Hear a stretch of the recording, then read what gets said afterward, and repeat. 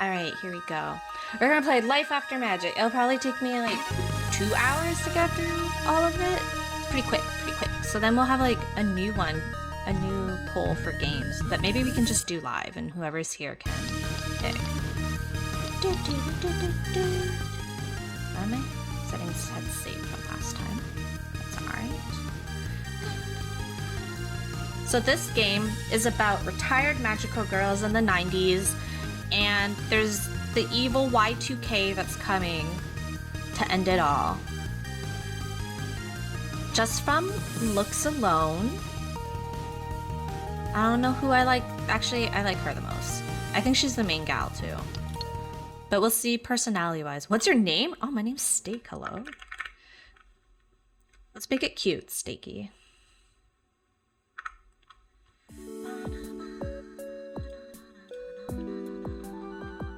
Ooh, I like the music in this. Hi, I'm Steaky. I'm a 22-year-old high school dropout who's a bit of a klutz. My blood type is O. Hey, sames. My star sign is Libra, and some days I wish I didn't save the world. I should probably provide some context for that, huh? See, a few years ago, my best friends and I were fighting the forces of darkness almost every week.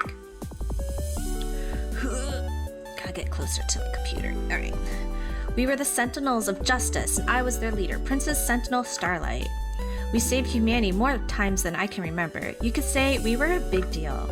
Except we were all still in high school, so we had to keep our identities a secret. Oh my god, are we in college? And after many years battling countless foes, we finally defeated the Demon Queen, Azrella. Our long war was finally over.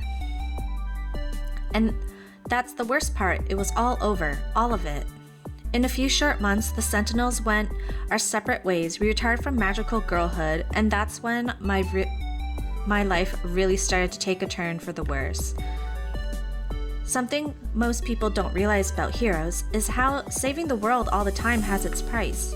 My price was terrible grades all throughout school, and in the end, I dropped out entirely. I never applied to college, vocational school, or considered any careers outside being a magical girl. I didn't have time to think about it. Turns out, saving the world from doom about once a week for 5 years isn't something you can put on your resume. My life peaked at 15, and now I'm grinding away at a dead-end job at a makeup store to try and make rent. Living in a coastal city like Diamond Cove on minimum wage is a daily struggle. But worst of all, I never see my Sentinel squad anymore. Even when we promised to stay together, no matter what. Nobody warned me that maintaining friendships as an adult is more challenging than any supervillain. What kind of happy ending is this? My life's a joke. I'm broke. My love life's DOA. In a week and a half, it'll be New Year's Eve, and everyone's all excited or terrified for the year 2000 and the new millennium. But I don't even know what I want to do tomorrow, let alone the rest of my life. At least I still have one friend left from those old days. Oh, it's a cat. Oh, that's... For some reason, on my... Oh, I guess it is that cat. It kind of just looks like the cat from... What's it called?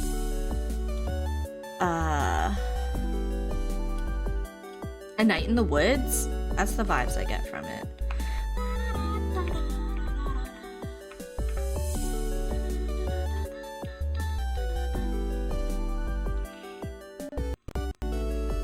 It's okay, so the cat's name's Alistair.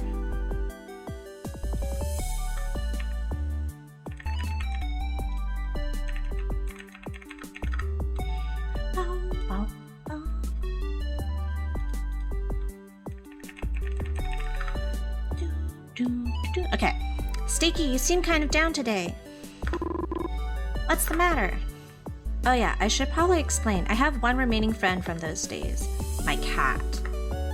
Same.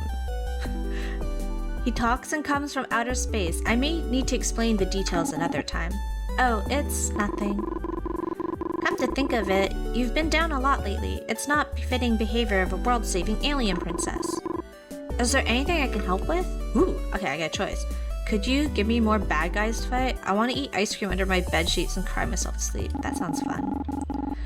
Therefore, how much ice cream do we have left in the freezer? Not again. Oh, this is a habit. Come on. I want to make the pillow fort again and then eat ice cream in it. It comforts me to be in an isolated environment before I have to go to work. Steaky, eating ice cream for breakfast is really bad for you. Then why is it so tasty? Anyways, you're not the boss of me. Maybe so, but you know I'm right, yeah. Sigh.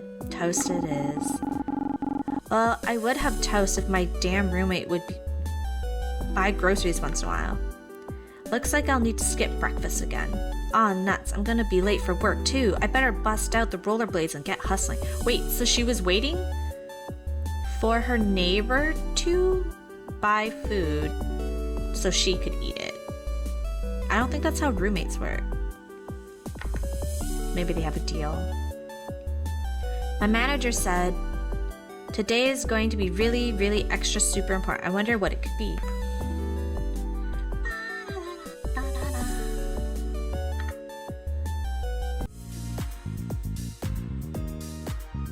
Ah, Glamour Pop, one of the last stores still open in this dying mall, but inside you wouldn't know it. It's wall-to-wall cosmetics and hair products beautifully arranged. The corporation's doing so well, they may knock down the wall into the next store and expand there too. It's not the most exciting job, but it pays the bills for now. Well, sort of. You think if they can expand the store, they could raise our wages a little. But at least I made a friend here, which makes it more bearable. Lise. Lise? Okay. Les or Lise? Lise is my coworker. But it's more accurate to say she's my work wife. Even if this week is a total crapshoot, at least there's somebody that has my back.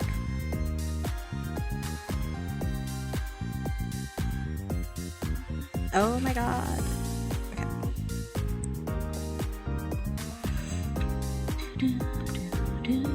She's my first real friend who isn't also a magical girl, and she knows nothing about my past. It's sort of refreshing. Lise is funny, passionate about the environment, there when I need her. Steady, is basically my rock. She's also hiding behind the counter, hyperventilating. Oh my god. What kind of voice? Is she a nasally voice? Maybe I'll do a nasally voice. Why are there so many people here? It's not that many. Okay, wait, it is kind of a lot. Let's calm Liz down. You got this. Remember what we say when things get tough?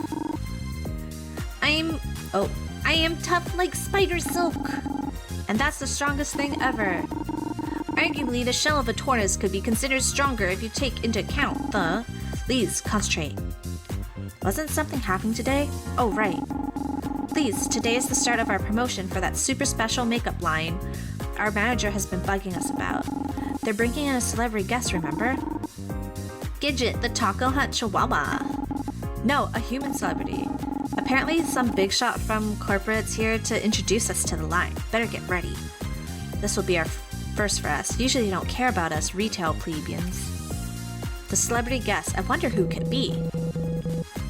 Hey you two, get your act together. Our guests are coming soon. I turn around to spot two women walking side by side through the store's front doors. One is clearly from Glamour Pop's headquarters. She's carrying a large briefcase, and her eyes narrow when she sees us. Something about her is kind of familiar, then it clicks. I've seen her on Borbs, that fancy business magazine that props up successful rich people. Her name is Anna Lee, the woman who rapidly climbed the ranks of Glamour Pop and turned it into a makeup empire.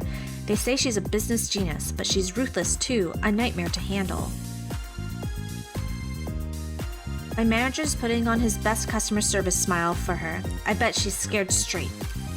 As for the woman walking next to her, I see a flash of pink as a woman decked out in elegant cream-colored idol attire trots by Anna Lee's side. Everyone knows her as Ara now, but I knew her as Boyoung Kim, our second in command, Lieutenant Sentinel Aurora. We've had her ups and downs. She's caring but opinionated and hot-headed. Back when we were close, but she argued a lot. After the final battle, we kept in touch for a few months, but that faded out. I haven't talked to her in years.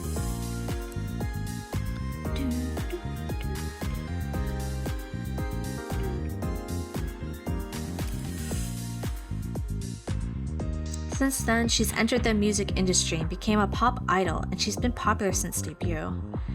I would have been happy for her, but we were supposed to keep our identities secret. When she debuted, she revealed herself as Sentinel Aurora to the world. It was obviously a marketing tactic, but her new fans ate it up. I'm disappointed in her. I never thought she would use her identity to try and gain fame. Heh Forbes. Yeah! Totally not a play on Forbes, right? I'm disappointed. I never thought she would use her identity to try and gain fame. I bet she's changed even more so now. Honestly, I wouldn't be surprised if she pretended not to recognize me. As Ara glances over the crowd, she locks eyes with me immediately. She's coming over here! What should her voice be like? Do we go like... what should we go? Hot-headed. I'm not very good at voices, but I'll try. Like a lower voice? Lower lady voice? Like an ara voice, you know? I'll try. I can't. I try. Steaky. What are you doing here? Actually, I work here now. Oh. Ara fiddles with her necklace, which I recognize as her sentinel ring. We each have one, and it's the source of all our magical girl powers. She still wears it after all these years, huh? The silence hangs in the air and the atmosphere is awkward. It's been so long, and I'm not sure what to say. It's nice to see you again, boy. You can call me Ara now. It's my stage name, but I prefer it to my real name. Oh, okay. Got it, no problem. So, what have you been up to lately? I haven't heard from you in ages. Oh my god, another voice. I know, I can't do Ara. I don't have Ara mommy voice. What does this woman sound like? There's so many people already. I'll just try and get deeper, I guess. Ara. While it's nice you every night with your friend, why don't we get down to business? Everyone else is waiting for us after all. Right, I'm sorry, I'm ready when you are.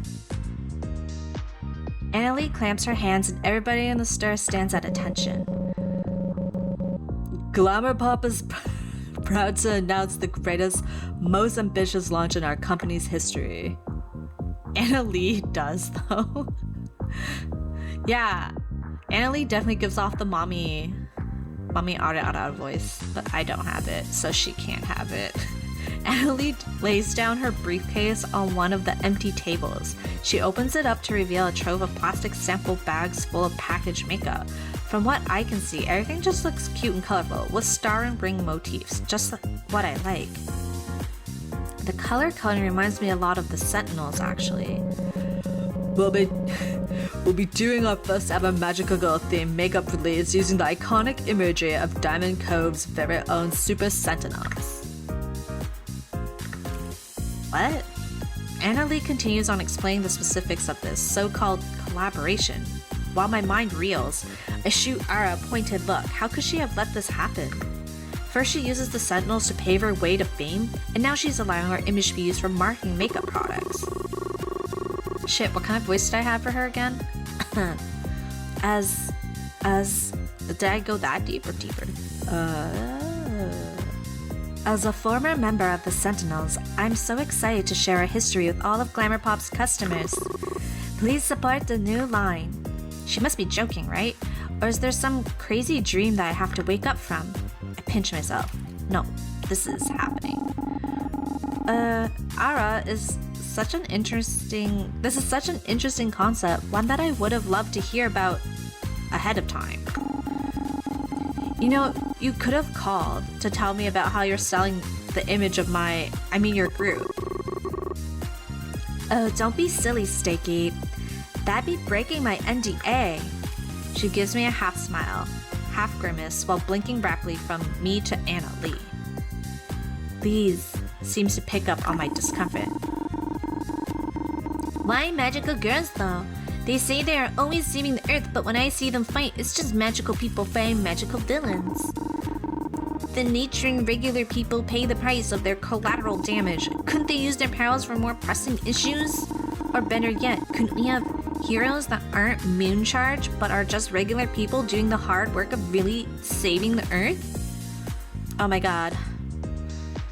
You can defend magical girls, agree with her, or deflect. Let's agree with her. We're anti-magical girl now. You're right, they just cause more problems than they solve, and for what? Maybe they should all disappear. That got kind of dark. I wouldn't want them to disappear, I just don't like that they get all the credit, I guess. Other people help save the Earth. Ara looks baffled by the conversation. Moral opinions on magic girls aside, I lean into Ara and whisper distance. What? Whisper distance. Ara, you really don't think I would have approved something like this, would you? I suppose not, considering you're not in charge for a bit, for once. What? Dimly, I get the sense I'm getting glared at, and it's not just from my manager. I turn my attention back to Anna Lee as Ara glides back over to her side. Oh god, how did I do her voice again?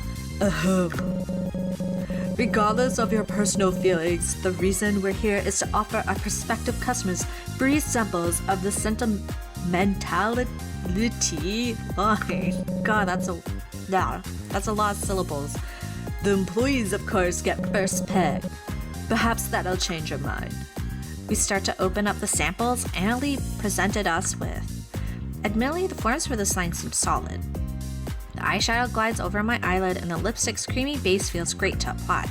I take a glance over at Lise and can't help but crack a smile. Lise, are you trying on the makeup your way again? You know it. Goodness gracious, what on earth are you doing to your face? Did you know that flamingos, oh my god, use an oil, oh no, an oil secreted from their butts to keep their pink feathers from fading in the sun? It's like rouge. This pink reminds me of that. How incredulous. I thought you trained these girls. Oh no, how did I? Ooh. But ma'am, we do. This hire just has unique tastes. You bet she's unique. I always look forward to her next look. The way she does eyeliner is totally the future. It's not even near her eyes. I like to make pretty leaves on my cheeks like I'm hiding in the jungle. Aww. Well, that certainly was a demonstration of our makeup. Count on the weirdo Lise to brighten up a bad situation. A demonstration of what not to do. Now our manager looks like he's about to pass out. I did it wrong? I'm so sorry. This is just such a special occasion and she was very excited to try on everything. Are you an idiot? What do I pay your salary for? Image is power, and this is not the glamour pop image. She's so scary and pretty. Lise looks like she might faint or develop an unhealthy fixation. Will she get fired? I should do something. Uh-oh. Signal Ara for help? Put the makeup on wrong. Get in Annalise's face.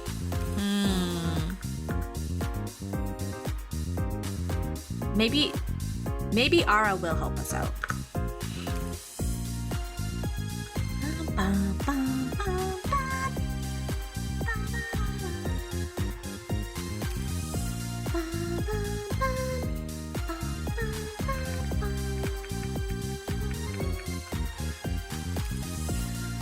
Okay. I make eyes at Ara. Help us. I think she gets it. Creativity and self-expression are hearts of my image, which is on this brand. So I say she can use the makeup however she wants. Is that so? Anna Lee seems to cool off. I mouth thank you to Ara, who gives me a look that says you owe me. I guess the strange girl can stay. But Anna Lee turns to the manager. But you're fired. Oh shit. What are? I must get to my next meeting. Ara, come along. Other stores are expecting us after all. Expect shipments with more sample packages inside. We'll be distributing these to our customers over the next couple of days. My manager opens the door for Annalie and Ara as they walk out. He looks utterly defeated.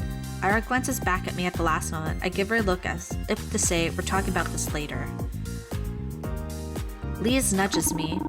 My life flashed before my eyes. Thank you for your help back there. Anytime. That Annalie sure is a firecracker. The day just got started, but I feel like I just got off a roller coaster. That's when I see Alistair come crawling around the corner. What does he want now? What kind of voice should I do for Alistair? Kenny! Wait, it's too late. Liz is showering Alistair with pets. He seems to accept them, so I... Wait a moment. It's a long moment. Liz, shouldn't you watch the register? Oh my gosh, I forgot about my job! That's valid. I would too if there was a cat in the store. Alistair, what are you doing here? Voice for Alistair. Because I kind of had the same voice for Liz and him. Maybe it gets super high? High pitch? High pitch? I don't think seeing Ara was on today of all days was an accident. Oh, so he saw Ara walk out.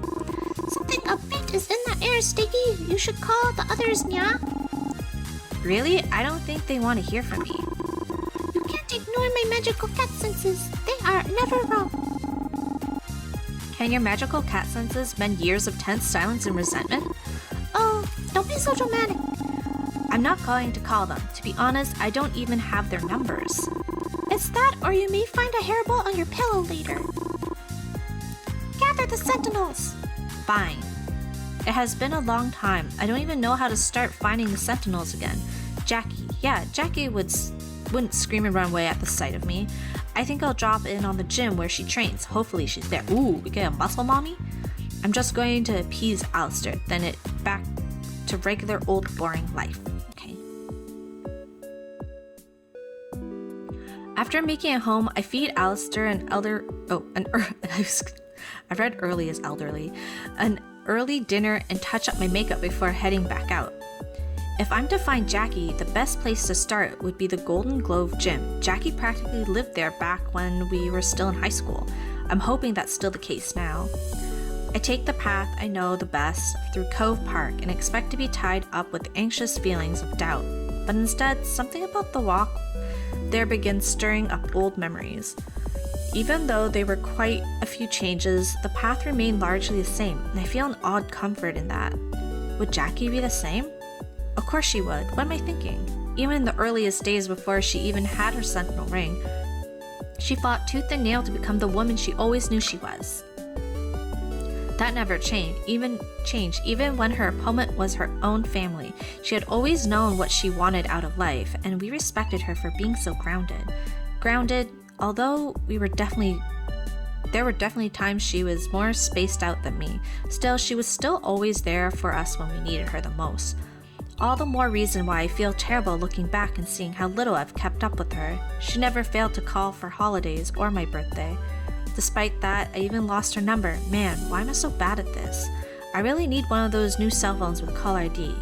Not that I can afford a new phone anytime soon. While weighing the options of a Nokia versus a flip phone, I arrive at the gym in no time.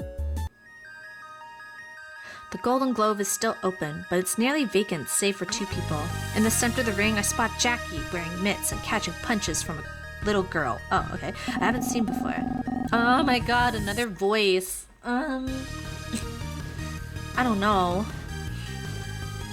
I don't even know.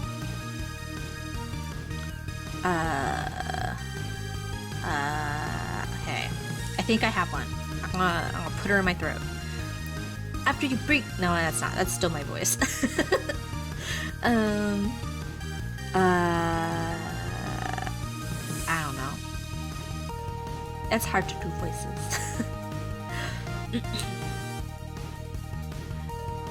After you break my guard, I want you to land 2 body shots on me as hard as you can.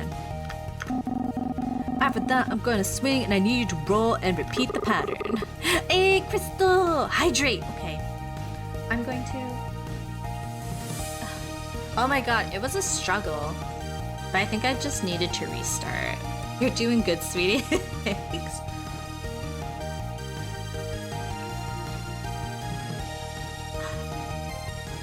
I hydrated with coffee.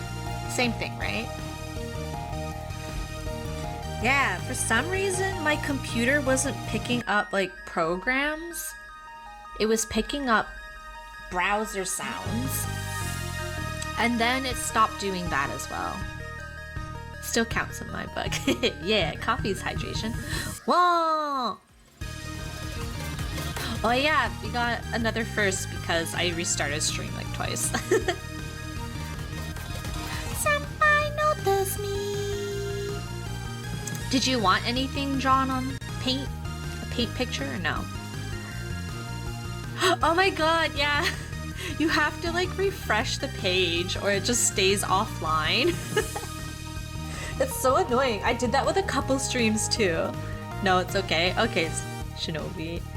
That's happened with Shinobi's stream. I was just like chilling in there for like 10 minutes and then someone who had refresh was like talking to Shinobi. I was like, what the fuck? Is he back? It's still offline. And then it happened to another friend. When Crystal was doing a collab with someone, they had to restart and it just kept it offline. I was literally there for 20 minutes with the offline page open and then I refreshed and they were actually playing. I'd rather you focus on the unfinished one. Alright. Yeah. Oh my god, another kid. Okay. Voice. I got it this time, coach. I'm ready. Then show me. Let's go. Hashtag features, hashtag user friendly. Yeah, right? This new girl starts to throw a flurry of punches that Jackie catches with her mitts. Every so often, she lets a few slip by her, allowing Layla to hit her in the same spot. Oh, I'll tell you what you missed, Pinsky. So, basically me, Stakey, I was the leader of the Sentinels, which were the magical girls. We defeated the big bad lady. It's currently the year 1999, and Y2K is quickly approaching. And my cat Alistair told me I have to go talk to all the Sentinels and get us back together, but I don't remember the reason why. One of the girls that was in the Sentinels, her name is Ara. She's an idol, and she opened up a makeup line that's using like the Sentinels likeness. So I think that's why we're contacting all the girlies right now. Every so often she lets a few slip by her, allowing Leia to hit her in the same spots. Jackie isn't just standing there and taking it either. Every so often she quickly swipes her mitt near Layla's head to punish her, but each time Layla smoothly ducks and rolls out of the way. Oh my god, what am I doing? Okay. That's it. Now, that's how you do it. Keep your head moving and the pressure on. An opponent will get desperate, making it easier for you to pry open your guard. Coach Martinez, you said that this would help me against taller people because it's supposed to lower their chin. How come yours isn't lowering? You'll have to hit harder if you want to lower my chin. What's important is that we build your confidence. Your young strength will come later. I would what are these words? Okay. I would feel pretty confident if I knew I could knock someone down in one hit. Ha, I bet you'll have to trust me on this one. Technique matters makes a better foundation for confidence than strength ever will. But if it makes you feel any better, I'm sure this might bruise in the morning. Layla doesn't take long to bask in the praise before she notices and points at me with her glove. Coach Martinez, there's a weirdo watching us. Weirdo? Huh? Jackie is surprised when she turns to see me awkwardly standing at the foot of the ring. She must have been really... Oh, wait, but she must have really been focused if she didn't notice me till now. Oh, hey, that's one of my weirdos. Hey! Hey yourself, stranger. What are you doing here? What? I can't visit my friend? Friends usually call ahead. You caught me all gross and sweaty. Oh. Well, you see... You forgot my number, didn't you? I'm sorry. Who's the weirdo, Coach? Again with the weirdo? Alright, Layla, this is Stakey. Stakey is an old friend of mine from back when we were in high school. Layla stares intensely at me as though she were trying to puzzle me out.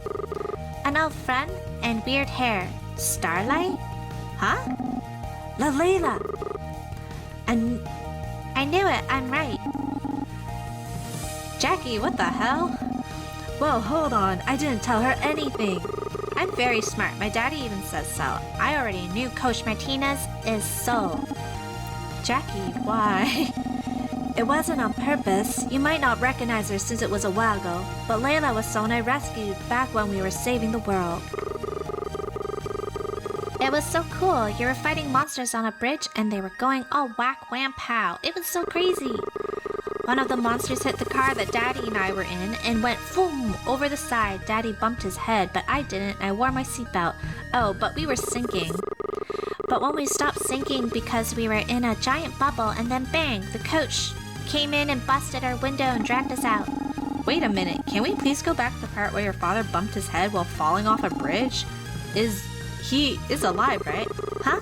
Daddy's way too tough to die, silly. He just went to sleep for a bit. Jackie rolls her eyes and sighs. So apparently her father, my Tio, and out of sheer coincidence, she joined our gym in about the same year as our breakup. She never seemed to have forgotten my face, I guess. Layla gasped. You dated Starlight Sentinel? That's Layla, the team. We're talking about when the team disbanded. Oh, I get it. Yeah, that makes a lot more sense. What's that supposed to mean? Whoa. Sorry, I just got lightheaded. Let me just close my eyes real quick. I just need to not be lightheaded.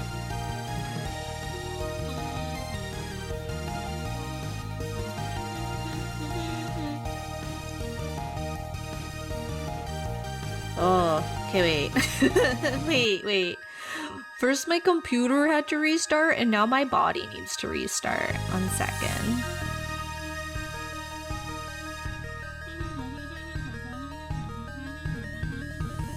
The music's really good in this game. Okay, I can read now. Okay, hold on. I was there dealing with the monster and was nowhere near you. How did you figure out who I am? Oh, that's easy. Coach has no social life, so you had to be one of them. Layla! It's true though, you're either here hanging out with that biker girlfriend of yours or going to concerts for that Ara lady. Biker girlfriend? Who's the biker girlfriend? It's not what you think. They're just my friend. Look, you can ask. Jackie stops mid-sentence when Layla begins to mock her with kissy noises. Jackie claps her hands suddenly. Gee, you would look at the time, Layla. How about you finish the... Oh, gee, would you look at the time? Okay. How about you finish the day off with some jump rope before your father gets here? But... Hop to it. Layla nearly trips over herself as she runs off without question. She can be a handful, but she got a good heart. So what about you, fearless leader? Oh, what? I didn't read it. Surviving? I work at a makeup store now, and I'm trying not to drown from the rent while I figure out what I want to do with my life. A makeup store? Huh? That suits you. Good for you. Huh? Are you making fun of me? It's a retail nightmare. I'm not. You were always big on makeup, so it's nice that you get to work somewhere that suits one of your interests while you figure things out, right? It's nice to know we have something in common now. What do you mean? Don't worry about it. It's nothing. Are you you know that kids pack more of a punch than I give her credit for, so how about one of those good old-fashioned star patch-me-ups? You're going to make it for racist night? We gotta play Mario Kart on Mario Day. Yeah, what time are you What time? Yeah, what time? What time in CST? I sigh to myself knowing that I'm not going to pull more out of Jackie when she gets evasive. I look around to see if anyone else in the gym, and when I see that we are alone, I nod my head. Alright, fine, show me where it hurts. Mostly the sides, here and here. I lower myself down to get a good look and place my hand where she guides me. Jackie breathes, but Jackie's breath hitches when she feels the touch. I forgot about this part, it used to tickle. I don't know how you could forget, I had to heal you more than anyone else on the team. Yeah, that's what happens when your confidence leads with strength and not technique. I see. I can make out the damage Jackie was referring to. It was subtle and still fresh, but I played the role of healer a lot. Now this takes me back. Noticing when something was off came naturally after I had enough experience. I wonder what went wrong. Around 7, 8, 7, 9, okay, 9, 10, okay. 9, 10. I should be able to. Not as long because I have to get up early tomorrow. Not fun. I have to pick up business cards, and I have to go to a couple of condos, and then meet with client. Yeah. Not that I don't appreciate your attention, but are you going to start soon or... Huh? I snap out of my little daydream and notice my magic was acting up. There was supposed to be a bright light coming from my fingertips. That's not supposed to happen. What's wrong, Stakey? My light is dim. It's supposed to be way brighter than this. What? Are you serious? Yeah, I'm serious. Look. I try straining my magic some more, but the light never grows any brighter. Oh, that is weird. Is it helping at least? Do you feel it? Kinda. It's a little tingly. Maybe my tickle tolerance has gone up. Tickling. No. Alistair warned me something strange was going on. This must be it. Jackie, have you had any issues with your magic? I haven't touched it in ages, Stakey. Mine's a little dangerous to be throwing around in retirement, especially if your healing isn't working too well. I really don't want to bust open... Whoa, the music! Bust open another punching bag for this. Those are pricey. You know mine is kind of a fickle. Anyway, you're better off asking everyone else. Besides, if the little dude says there's something up, he's usually right. I try my best to hold back a groan. I knew I had a I told you so waiting for me when I got home. More than that, this was not how I pictured meeting up with everyone again. Fine, I guess I'll have some phone calls to make. Do you think that maybe you could... Missing their numbers too? Yeah. Don't worry, I got you. Jackie runs across the room and props open a door leading to an office. I can hear her scrambling for a few things here and there, but soon enough she comes out with a piece of paper and hands it to me. Wow, the music in this game is really good.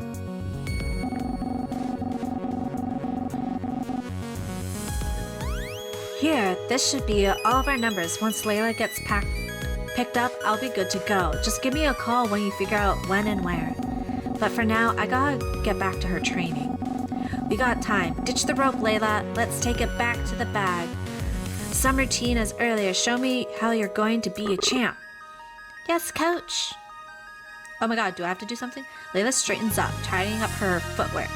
She releases a barrage of punches upon the train bag. Alright, thank you, Jackie. I guess I should head out now then. Hopefully I'll see you soon.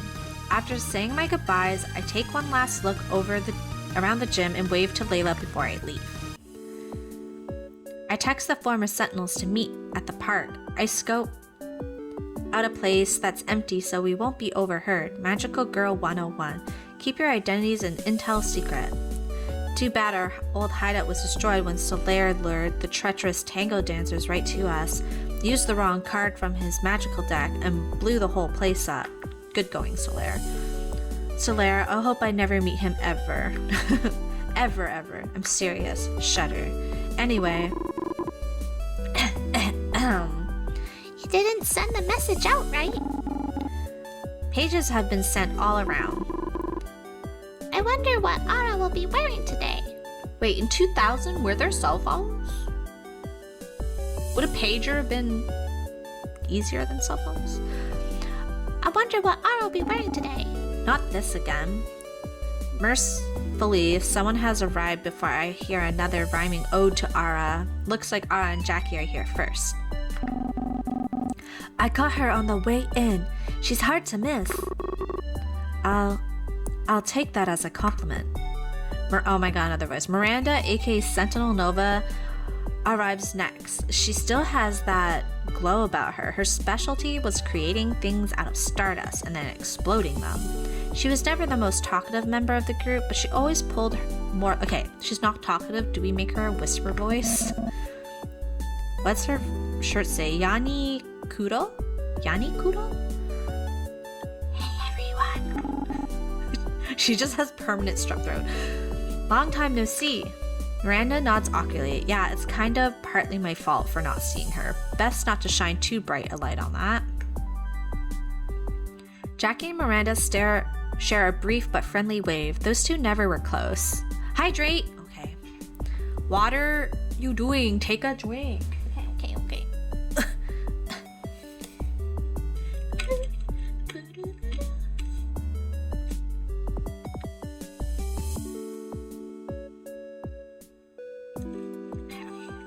Well, that water is really cold.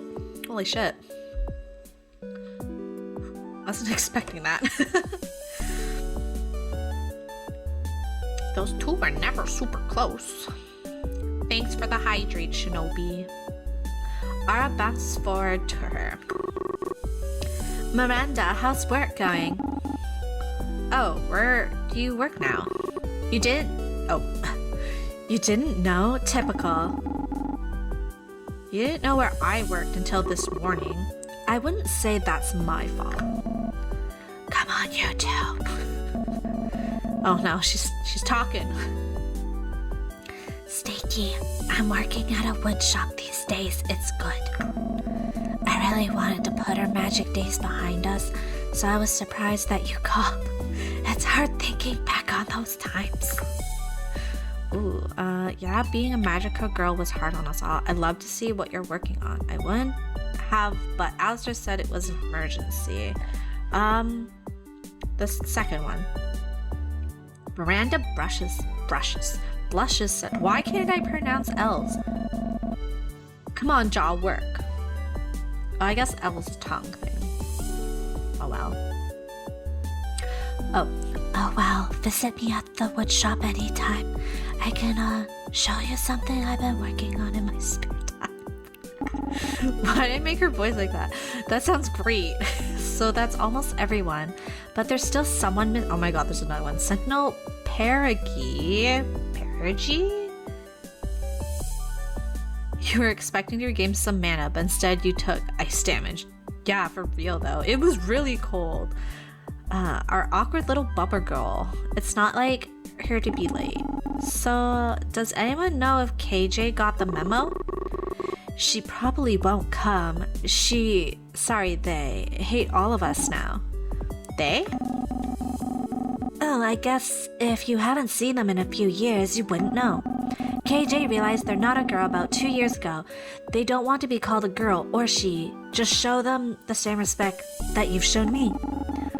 Okay, I'll try to remember. So, they are still going by KJ, yeah? Yeah. Well, they're still our shy little parakeet. I'll accept them no matter. Someone pulls up on a motorbike. Weird. I don't know what someone would be doing here at this hour. The stranger dismounts and walks towards the group. They remove their helmet. Oh my god. Hey there, handsome. KJ? Oh no. What voice do I do for KJ? A low voice? Go low? Maybe like the manager voice?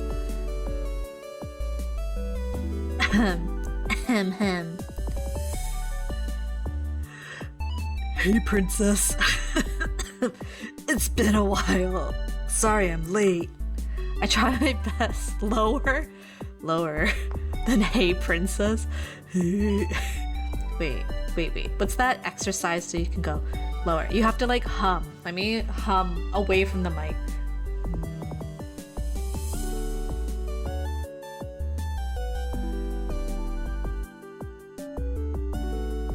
Okay, I think I can do it. I think I can do it now. I'll have to like hum every time I do KJ's voice.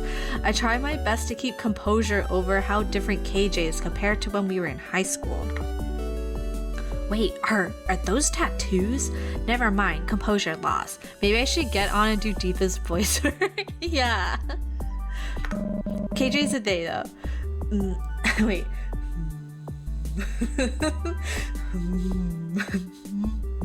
Are you feeling okay? You look a little out of it.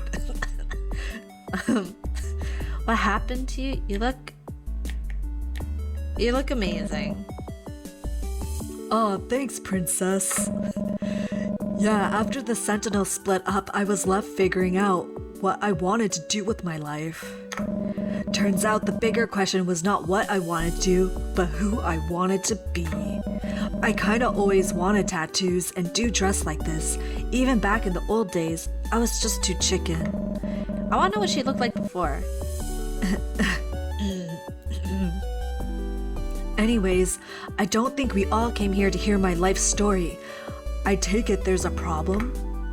Alistair has been behaving really strangely during this conversation. He must be really anxious.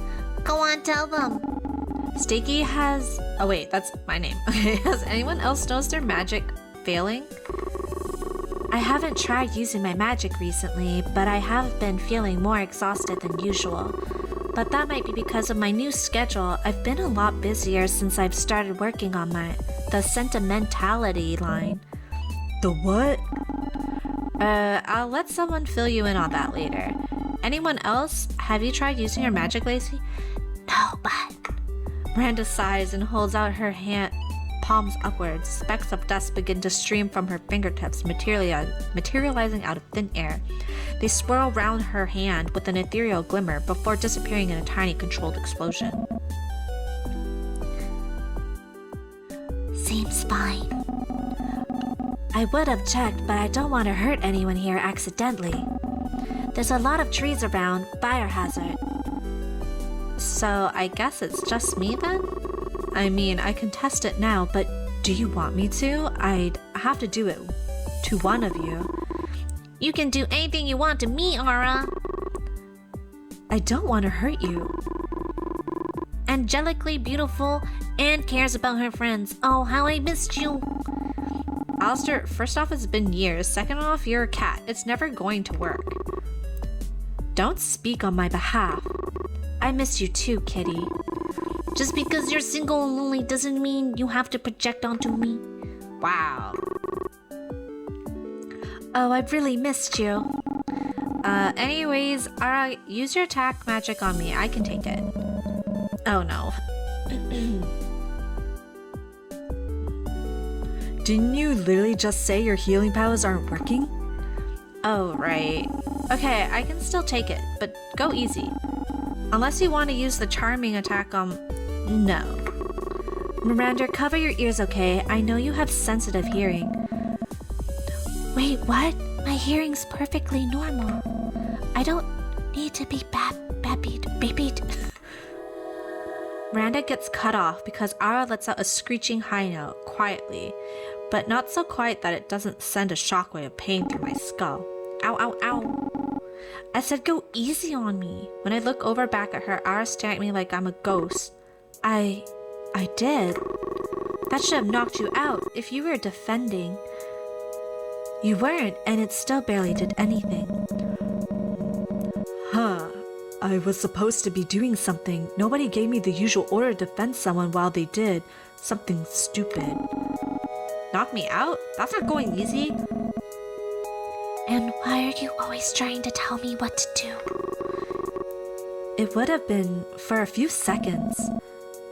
I can handle a little noise.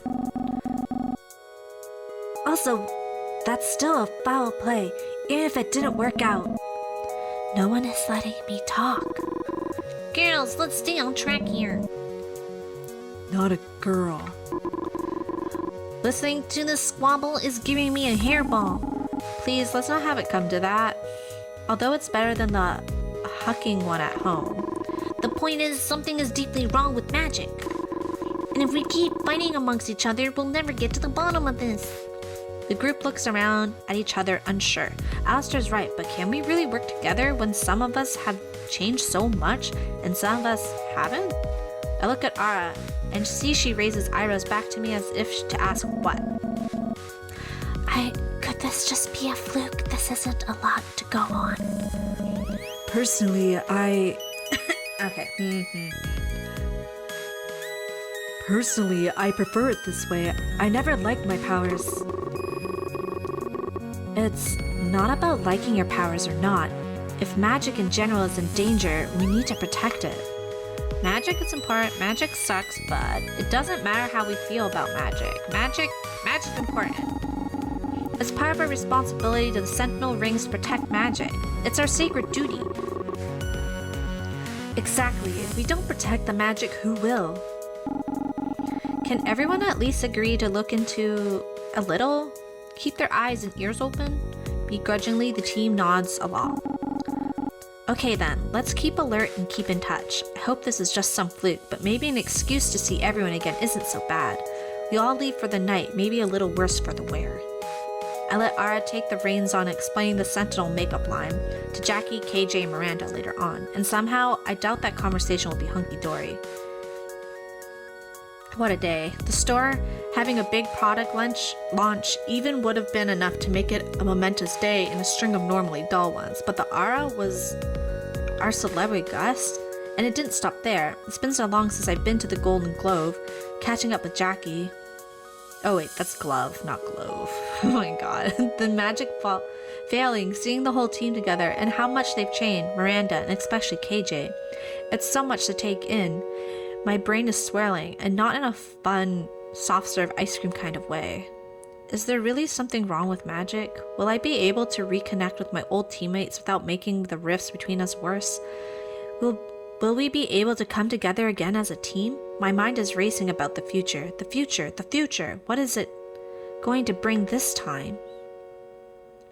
It was scary before when I was just worrying about next month's bill, but now it feels even worse. Am I even half the Sentinel Starlight I once was? If there is some crisis, will I be able to conquer it this time? My head is throbbing. With all of this worrying, my eyes are heavy. Better get some rest. That night I had the most amazing dream. Honestly, most of my dreams lately have been kind of dull or stressful. Doors that won't open, running but can't move, the usual life is stressing me out kind of dreams. But not this one. I feel warm and full of joy. Oh man, my dreams have been kind of crazy. What was my dream last night? It involved the coconut and pudding. That's all I remember. Coconut and pudding. It stressed me out though. I don't remember what happened. It's like living through a movie of some of the Sentinel's greatest hits. Like the time Sentinel Or of Boyoung lulled a Hydra to sleep with her singing. We went into the sewers beneath Diamond Cove and she was so grossed out, but she got on a beautiful performance anyway. That's the thing about Boyoung, she's very opinionated in butts. Oh. wait. She's very opinionated and butts heads a lot, but you can rely on her when it counts. I want coconut pudding. Like a coconut pie. Oh my god. Coconut pies hit a little different, you know. Coconut cream pie. So good. Though I think lemon meringue's better than coconut cream. But if you're like really feeling coconut cream pie. At least that's who I hope she is. Still is. Before I can dwell too long on my present, my dream takes me to another memory. I dream of the time we've been through a rough couple of weeks. We were all stressed out and exhausted. Sentinel Nova used her exploding stardust to cheer us all up with an impromptu fireworks display on the roof of the school. Aw, fun. She's not very talkative, but she cares deeply about making people happy. Then I dream about our... Oh my god, that's KJ? Then I dream about our geeky Sentinel Perigi. Perigi? I don't know what that word is. KJ always felt out of place on the team. Their invincible bubbles saved us from the collapsing buildings, toxic gas, mind control, but then somebody else had to defeat the bad guys. I wish KJ knew how much we loved them as a sentinel and a friend. I really hope this self-reinvention isn't coming from a negative place. And finally we have Jackie's Sentinel Soul. I have never known anyone stronger my whole life, both physically and emotionally. There are a few things more satisfying in this world than catching a villain monologuing, and then, bam! A Jackie red-hot fist to the face. She always was the first one in a fight and the last one out. She likes to keep things simple, though I sometimes wonder if things with her are more complicated than she lets on. Do you think she's named after a pierogi? I'm saying pierogi. Is that how you say pierogi in German? But yeah, I love pierogies, especially if you cook it in like bacon and onion. Yum yum yum yum. And then there's me. At first, discovering I'm from another planet scared me so much, as it would anyone, I guess. My role as the last princess of the Serentia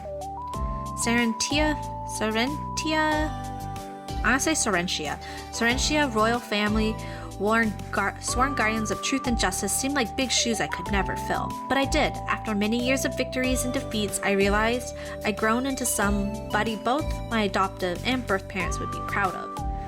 And then that chapter of my life ended, but the years kept coming, and I found myself stuck in a loop and unsure what to do. How do you stop saving the world? Does it all just get worse from here? I wish I could go back to the simpler days. Life made sense. I knew my purpose. I had friends. I never want to lose that joy again. Beep, beep, beep, beep. My alarm clock pops my dream like a balloon. I lay there for a while, staring up at the ceiling. Seeing everyone again, seeing the makeup line, it really flipped a switch somewhere inside me. Alistair nags me out of bed. At least some things never change. I hurry to work. Time for work. I wonder what Lise is up to. Alistair, what are you doing here? I came to check on you. Now that we know something is happening with your magic, what if something else wrong with you? Do you have a fever? I'm a little tired, I guess, but I'm fine. Do you remember how your job works? Do you know where you are right now? Do you know your name?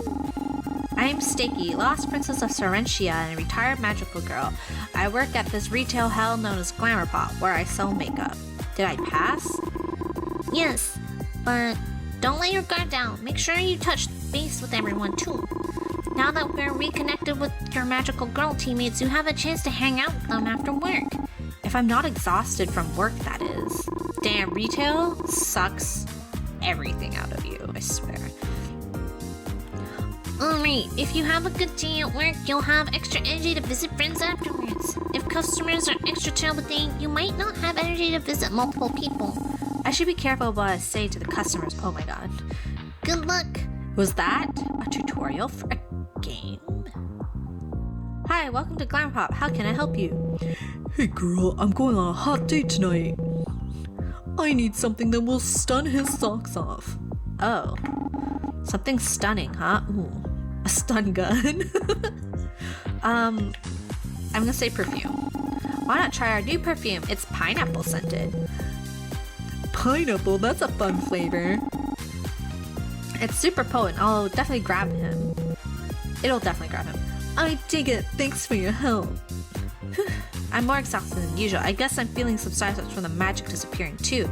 I don't think I can hang out with anyone today, like Alistair said, but I can do it tomorrow. Oh, I failed. How about a taser? Yeah. Can you imagine? What about a taser to like get through the day? Or to get, well, what would you do? You tase him and then take him on a date? Do you think that would work? Or you tase him from behind and then be like, yo, I saved your ass. Let's go on a date.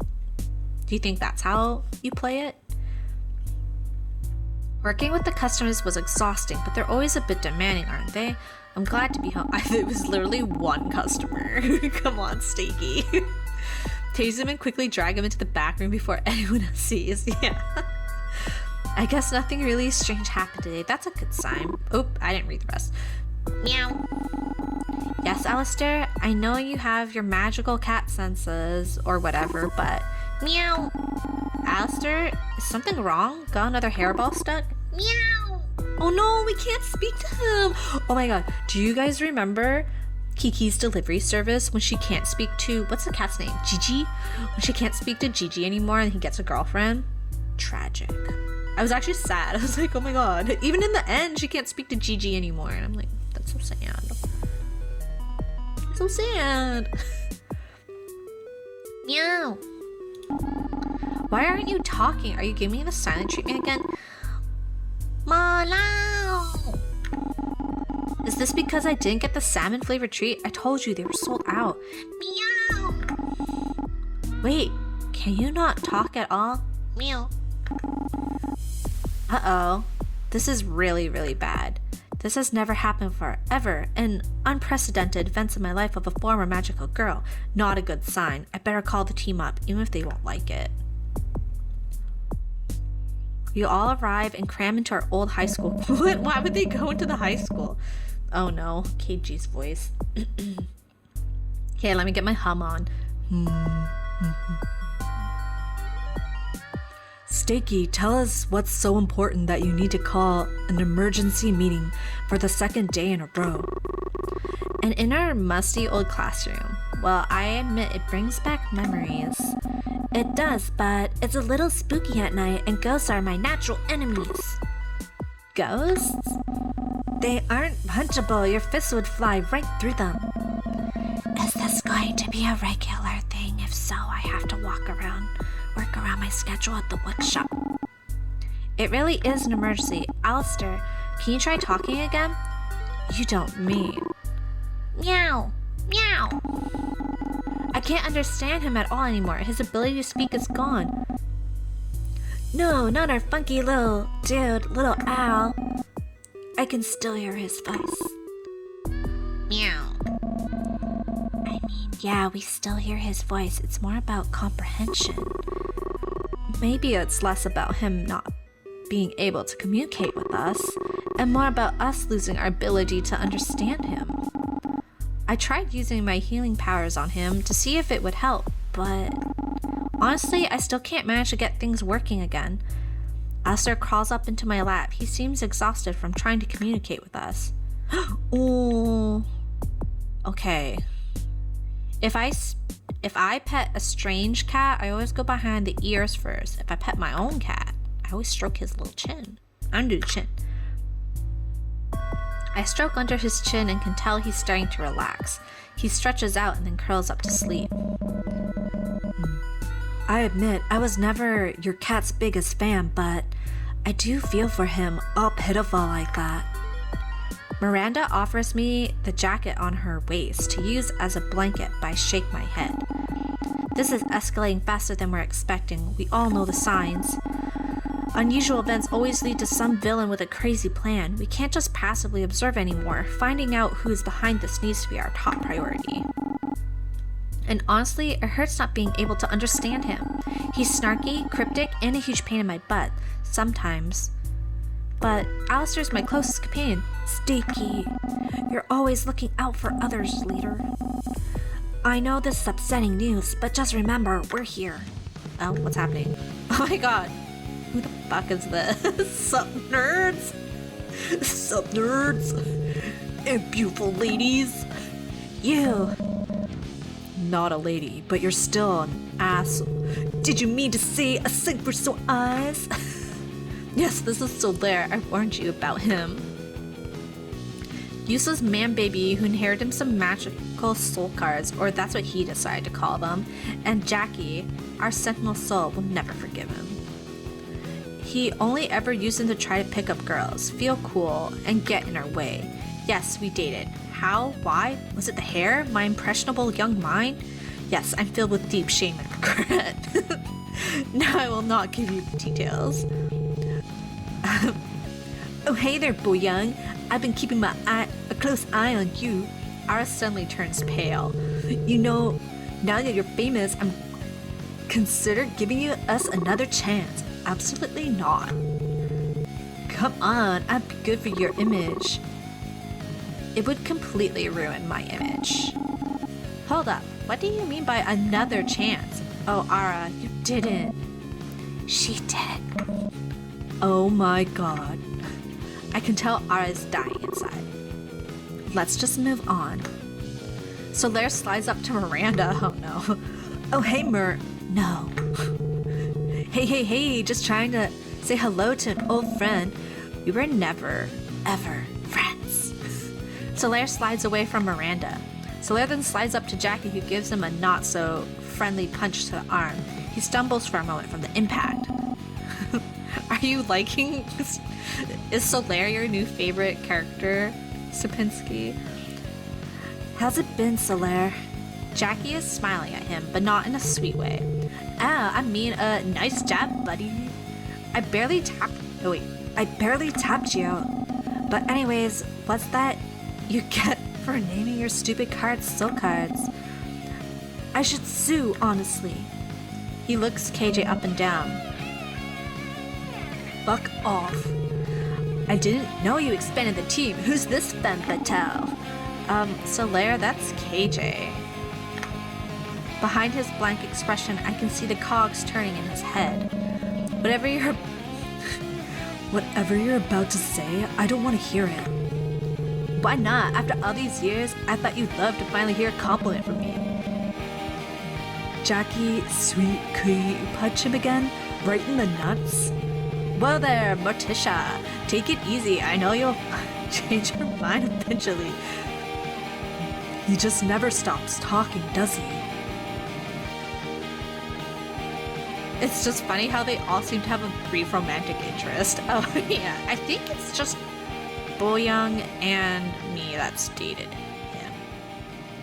He claps his hands and looks to all of us like he's about to give a speech. I brace myself. Ah yeah, this is happening. Try to stop the useless man baby. That's my only option.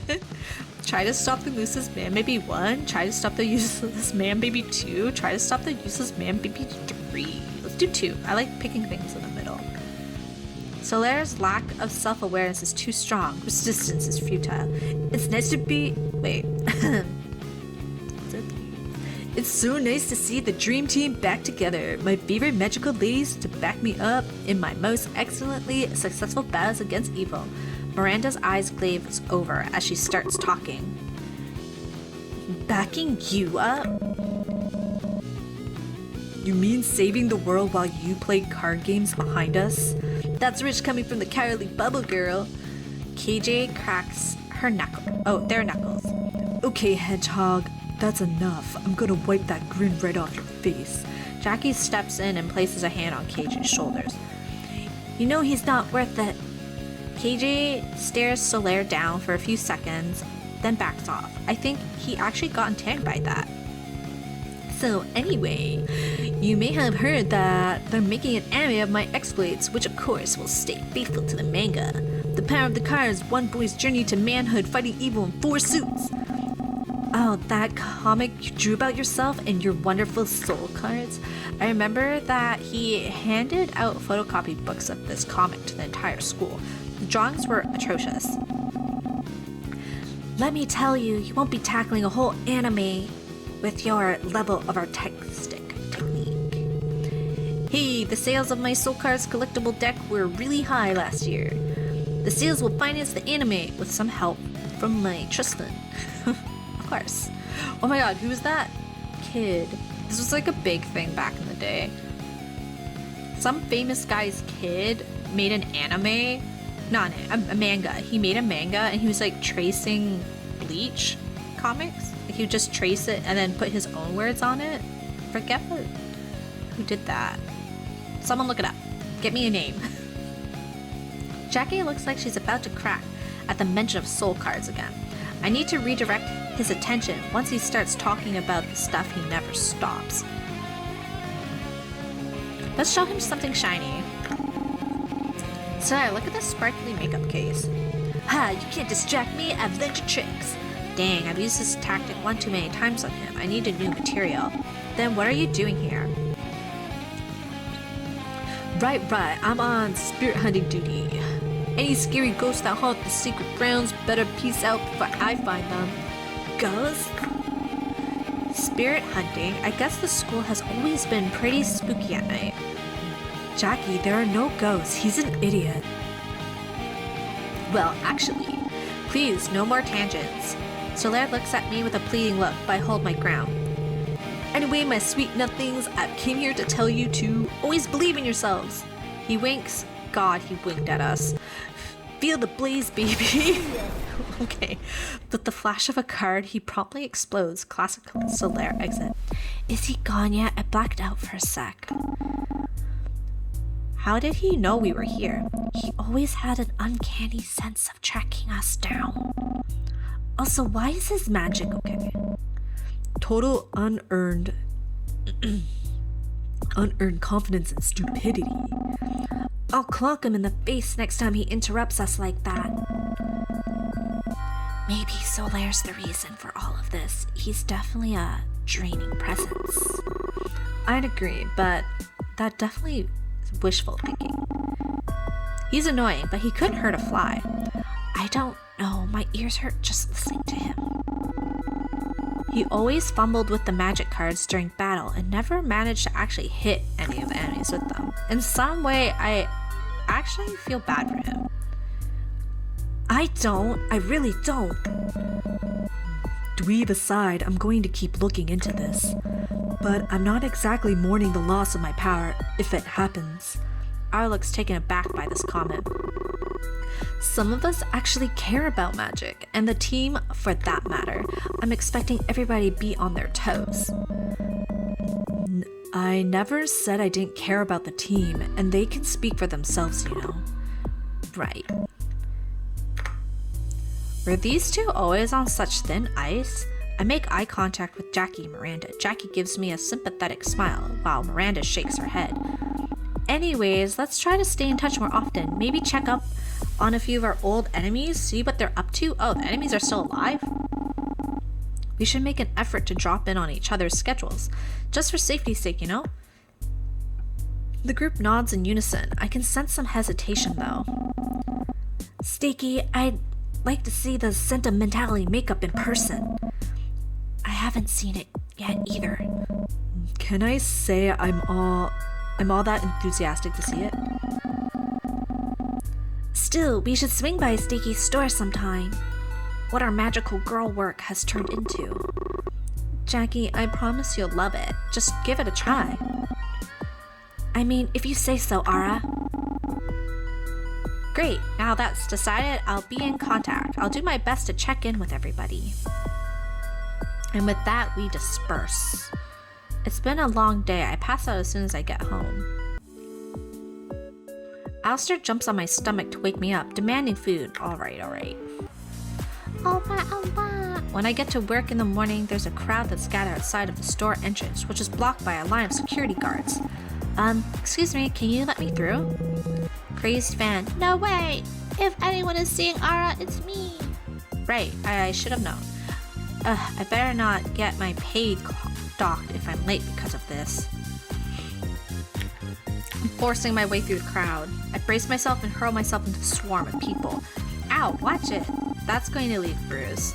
No matter how hard I fight to make it to the front, I can't get any further than halfway in. Before I know it, I'm completely lost in the crowd and can't get out. Oh shit. Someone help me! Let's call out for... Liz? Or Ara? Liz is our co-worker. I'm gonna call Liz. Liz, are you there? Liz! The crowd is loud, but it might be impossible for her to hear me. It seems like a long shot, but I know something might catch Liz's attention. Hoot hoot! Hoot? By the entrance, I spot Liz looking around frantically. I don't know if she's looking for me or thinks that there's a bird in trouble. Either way, it worked. Hoot hoot! The sea of people begin to scatter a bit, and I hear whispers about them trying to get away from the crazy owl girl. It's still too dense to comfortably walk through, but I'm finally able to push my way through the entrance. Thanks, Liz. I owe you one. I'd know that pathetic excuse of a barn owl imitation anywhere, my friend. She winks and then panics. Oh no, you have about 40 seconds to clock in on time. Wait, I forgot to clock in too. Run! We rush into the store and enter the employees only section, where we clock in just the nick of time. Oh my god, I used to work at a makeup store.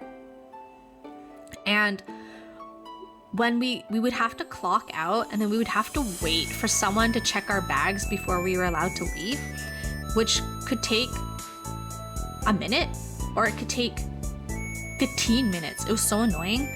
It's like, why can't I get paid for this? But yeah, I don't work there obviously anymore. When I return, I finally take a look at what's causing all of the commotion.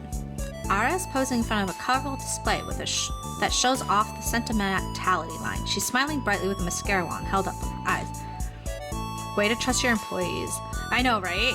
Even if we went out for, like if we were on our lunch break and we wanted to leave the store, we had to get a bag check and they would like make us flip our pockets out.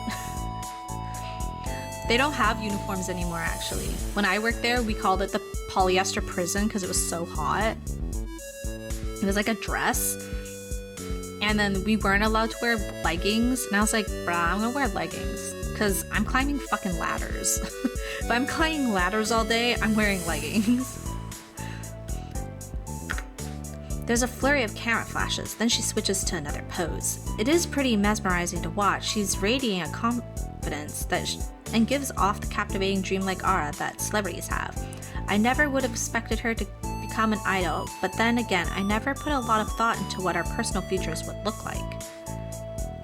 Like After the Sentinels wasn't something I could really comprehend. I pressed the button before I read it. I wonder, has Ara always been like this, or was this aura something she's cultivated over the past few years? Watching her, I almost forget how irritated I am that she's agreed to model for this in the first place. I should really bring that up soon. While this is going on, I don't have to deal with customers at least. The shoot keeps going until we get closer to our delayed opening time, and Lise and I do menial operations around the store. Anna Lee occasionally appeared to monitor the shoot, and Lise hides in the back to avoid her. When it seems to be over, Ara heads over to me. I'm so tired, I wish I could take a nap. Smiling for cameras and holding makeup products is hard? Harder than you think. You tried looking excited about nothing for hours. It's emotionally exhausting. I still take it over dealing with rude customers any day. By the way, I never congratulated you on becoming an ad. You're just like TTJ now. Who the fuck's TTJ? I'm not quite there yet, but thank you. What else have you been up to while I've been gone, other than the whole idol thing? Other than that, not much. Nothing that you can't find in a magazine article anyways. What about you? Anything new other than your job? Adult life sucks. I'm trying my best to survive out here. I used to think that saving the world would be my greatest obstacle. Now it's just rent. At least things were a lot more straightforward than we were kids. It's nice to remember the old times, right? I've been feeling particularly nostalgic recently myself. I'm glad that I've been able to see everyone together again. Although, who would have thought after everything that happened, we'd be at such different places in our lives. We saved the world, and now I'm a superstar, and you're here. Wow, that's kind of condescending. How can she act like she's all that when she used the Sentinels to get where she is? I still need to talk to her about why she even agreed to do the campaign in the first place. Maybe now is as good as a time to bring it up as any.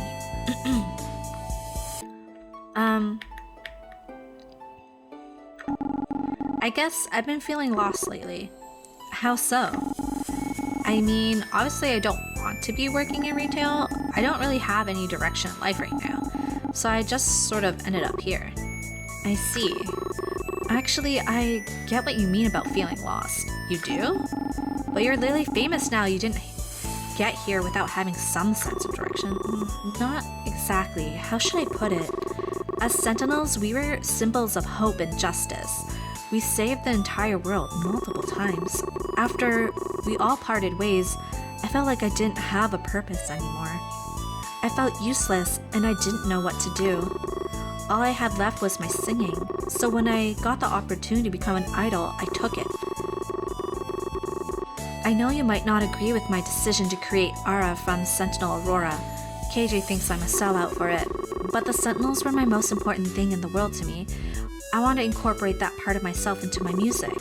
Sentinel Aura is my identity, and I should be able to use it however I want to. What about the makeup line? That's not just your image, it's all of ours. Ay, Choco!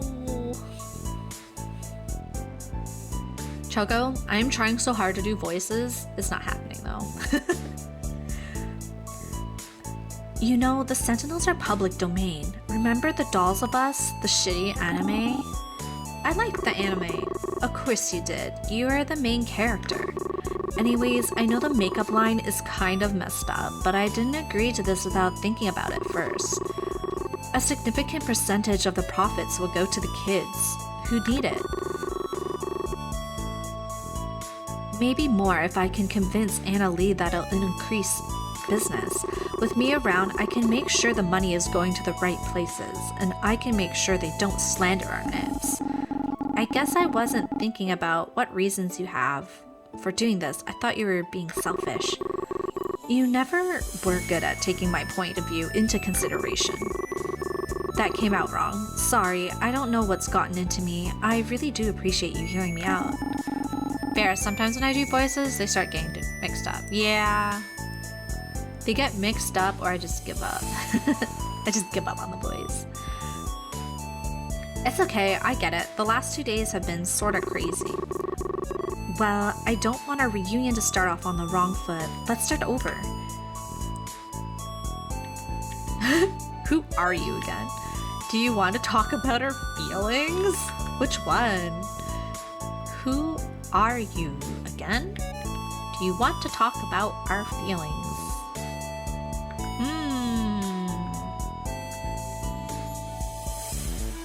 Who are you again? As if you could ever forget me. Lise approaches Ara nervously. Hi, Anna Lee says she needs you for an interview immediately. She said emphasis on immediately. Please hurry, she's so scary and pretty, but scary. Oh, okay, I'll be right there. Ara smiles at you and waves.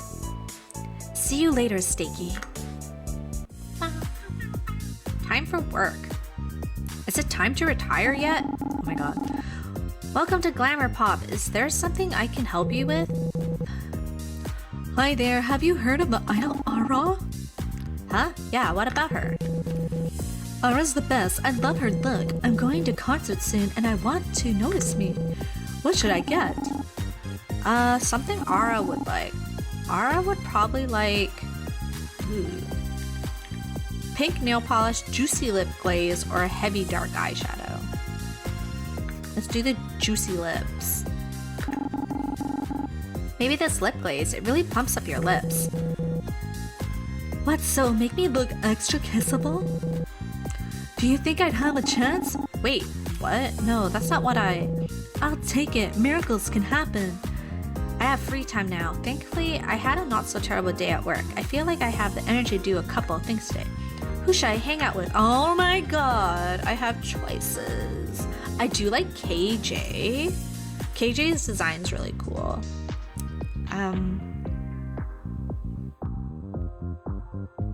Miranda's voice is easy to do. Let's do Miranda. She's my whisper girl. The workshop is cozy and full of half-finished projects and tools. It smells musty and woody. It's nice. Fair. I do think workshops smell really good. No one else is around, but I see Miranda at a drafting table looking at blueprints. She hasn't noticed me. Her eyelids are heavy and her head bobs forward. Like she might fall asleep. I should probably wake her up. Miranda? Oh hey, Stakey. Didn't see you come in. Seemed like you were dozing off. Is now an okay time? Dozing off? Oh no. Miranda feverishly checked herself and her work around her. What are you doing? Being tired on the job is a huge safety issue. I could have cut off a finger or worse, broken one of my client's orders. That doesn't sound worse. Speaking of, you're in a workshop. Wear this. She hands me a hard hat and some safety goggles. I see her hands are strong, but show some wear and tear from her work. Put on safety gear. How do I look? YMC. Don't finish that thought. What about... Okay. I know what I'm doing. But your hands, they have some cuts. Hazard of the job. I could heal them. My magic's been inconsistent, but it wouldn't require much. No, I'm fine. It's really no trouble. This is what band-aids are for. And you said yourself your magic's been on the fritz. I should probably stop pushing and change the subject. How long have you been here today? I came in really early this morning to finish a personal project. Then it was time to clock in. Do you sleep at all? Yes, sometimes. I don't need the safety gear. I'll just grow a few new limbs. It seems like I only put on a hard hat though, if I'm YMCAing it, you know? What are you working on? We have an order for some long dining tables from a brewery in town. Take a look. She shows me a long wooden table and accompanying bench. They are sturdy and inviting. Not only that, their intricate carving works along the edges of the table. It's beautiful. Still gotta sand it and do the final stain finish. It's really well done. Not really, not yet. What do you mean? It's amazing. I don't know how wide and lifeless the legs are, and the carvings could more smoothly transition at the corners. It could be better. You've really got an eye for this stuff. Maybe. I'll look around, see Miranda. Oh, behind Miranda, and that there's a wall of plaques for Employee of the Month. Her face is almost all on almost all of them. There you go. That's a lot of Employee of the Month plaques with your name on it. There's only 6 employees. Are you all 6 of them? Miranda laughs. It's nice to see her laugh. You must be doing something right. You can clearly rely on you. Oh, yeah, okay. Thank you for saying that. They're really wonderful to me. They say they use the workshop before after hours and any spare materials. Sounds like you found something you're really passionate about. That's kind of, but do you think you're working yourself too hard? This one sounds kind of mean. Well, it sounds intrusive because we haven't been around for a really long time, I feel. Let's praise your passion. I think so too. It's the right medium, but... But what? It's just hard to get inspired these days. The day job, the stuff with the squad, it's a lot. I feel like I don't have the same creative spark. Ask what inspires her. What inspires me? Do you listen to certain music, research images? It's more like a feeling I get when I touch the materials. Like, what I want is already in there. It's just my job to bring it out. Then I start to see colors, shapes, and I just make what I see. Can I see something you've made? Sure. Miranda brings out one of her projects. It's a jewelry box made of wood. On the top, she's carved stars and patterns. There's iridescent stones inlaid into the wood, too. It looks like the night sky exploding with new galaxy. It glows like it's been touched by her stardust magic. Cute.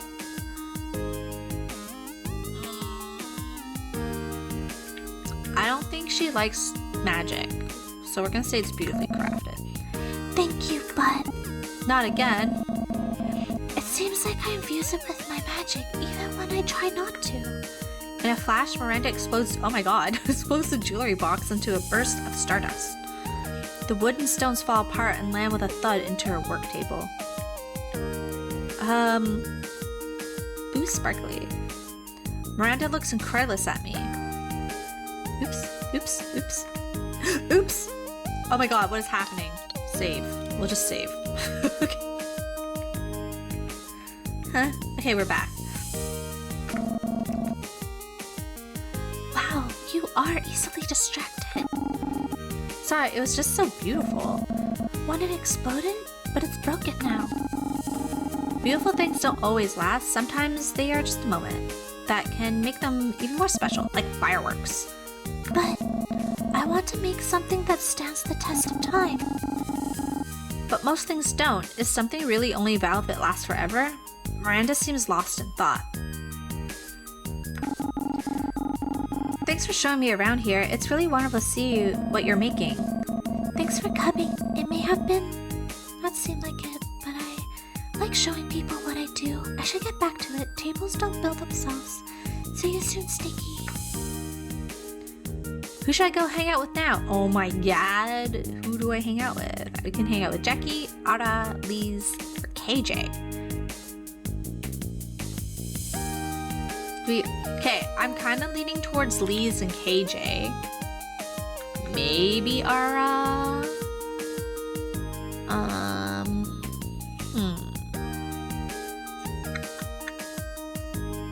Let's do. I'm a little sleepy. Liz is like our current friend. I want to hang out with KJ. Because KJ looks really cool. I text KJ and asked if they want to hang out. They asked me to swing by their work so we can go for coffee together. I make my way downtown and follow the directions to the tattoo parlor. I feel out of place here in my pastel cardigan and beret. Fortunately, nobody seems to be around. Suddenly, hear KJ's voice from the back room. They boom with a masculine bravado. Alright, Bruce, I'm gonna bounce. See ya. Enjoy your date. Nah, dude, it's not a date. Oh, hey, princess. You're right on time. Tease them. This is good, too good to pass up. A date, huh? Shut up. That's just Bruce ribbing me. He ribs me about everything. Oh my god, I keep hitting that button. How do I get out of it? Do I just click? Oh, okay, here we go. Wait, what are you saying? Relax, I'm joking, dummy. Of course, good one. So this is where you work, huh? Welcome to Needlework. May I take your order? How long have you been working here? Just a couple months. I'm still an apprentice, but I'm trying to learn fast. Bruce and the team did so many tattoos for me, and the question of learning the trade kind of popped up, and here we are. I mean, yeah, if you have a passion for it, then why not? Yeah. But we should probably have this conversation over a coffee. We're closing up in a minute. We head over to a whole latte love. Aww. Oh my god. There was a place that was named similar to this in a place I used to live. Settled down with drinks. There are maybe 99% milk foam and syrup. That sounds gross. Actually, I want some coffee.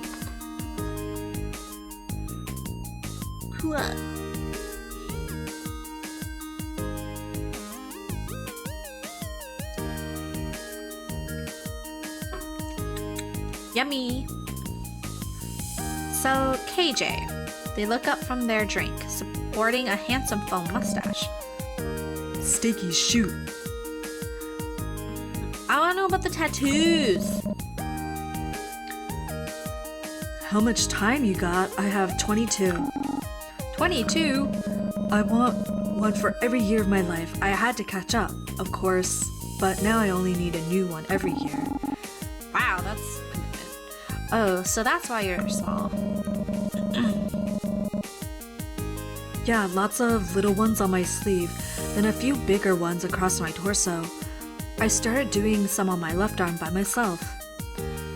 They go over most of the important ones, each representing some aspect of the year in question. Some are silly, like a little dog bone for the year their family adopted a puppy. Some are serious, like when their mom passed away. I saved this one for last. Why? Is it bad?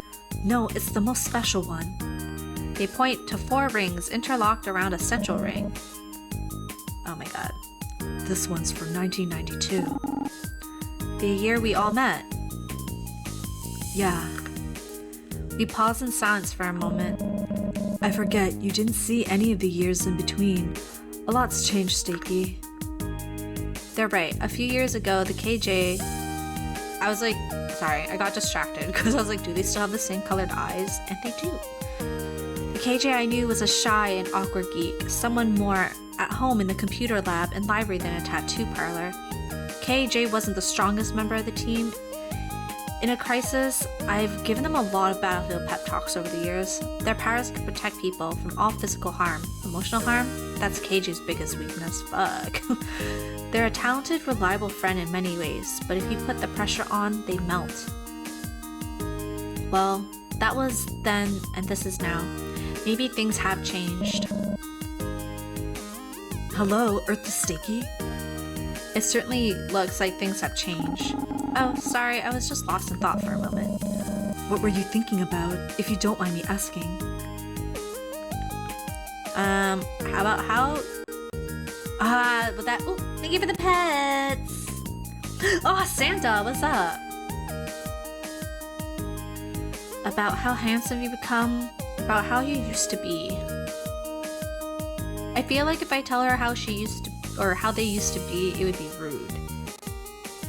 But that's what we were thinking about, so it is the truth. How's your day going, Santa? I had like technical difficulties earlier.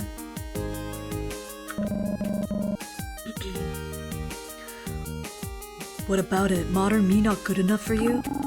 No, not at all. Just reflecting on who you were then compared to who you are now. Is that right? Yikes, I'm walking on thin ice here. How have you been keeping up with everyone? Actually, let's flip the script first. Why haven't you been keeping up with everyone? What were the difficulties? In my sound, like apps weren't showing up. So like games, the sound wouldn't come on for them. And like Spotify, you couldn't hear from that either. So like any games or any other extra apps you couldn't. But the sound was picking up stuff from like my web browser. And if I opened Steam, like I would get Steam notification sounds. And like games and stuff didn't even show up in my mixer. Like when you go into the sound area. It was really weird. I don't know what I did that fixed it, but I restarted and then everything worked. Oh shit, yeah, it was really weird. I've never seen that happen before. What? Quick, Sticky, think of something. Oh my god. It's been a struggle to keep up. To keep up with a friend who knows your super top secret identity and your most embarrassing secrets? It's okay, Sticky. I'm just teasing you. You can stop panicking now. Hey, that's not funny. Stakey has mastered the restart spell. Yeah, I restarted twice. I'm about to play Oxygen, so you're on and wanted to say hi. Aw, thanks. Good luck with Oxygen. It seems like you're getting deep into that game. So deep. Oh my god, wait, there was a game that looked like it. Now I forget. Boom.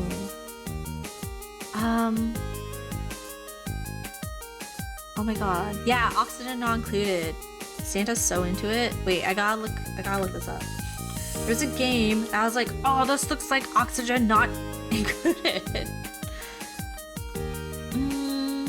What is it called? Oh, that's not what I want.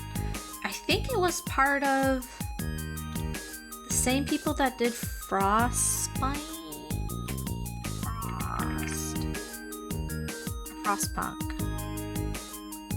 Page.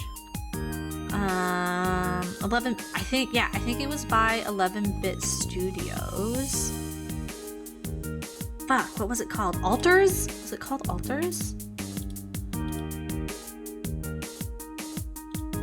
Oh, it's not out yet. All the games I want to suggest to you are not out. Okay, but this game, let me tell you about this game. It's called Alters. It kind of has aspects of Oxygen Not Included, where you have like your space station and you're like setting workers up to do things like garden shit, but The big thing with this game is you are a character, and then you can make copies of yourself. But the only way to make a copy of yourself is that you have to change a major life event in your life for the copy. So like, say that there's a major life event that you got in a car crash when you were like 12. You would take that out for the copy, and then the copy that's born is like an alter of you if that car crash never happened. So like, and then you start playing that character, and then I think your old character becomes like one of the slaves. So you just have like a bunch of new slaves. It sounds really cool. I've added it to my wish list.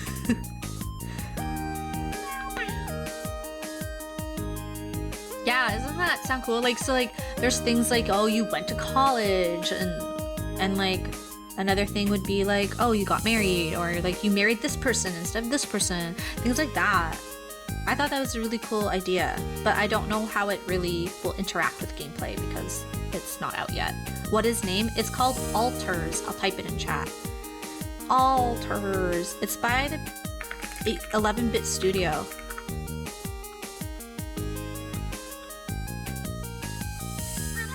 But like, it's a little bit more involved than Oxygen Not Included because you actually play this character going out, grabbing materials, and then you get those materials back to your space base kind of thing. And then that, like the space base is very much set up like that Fallout Shelter game.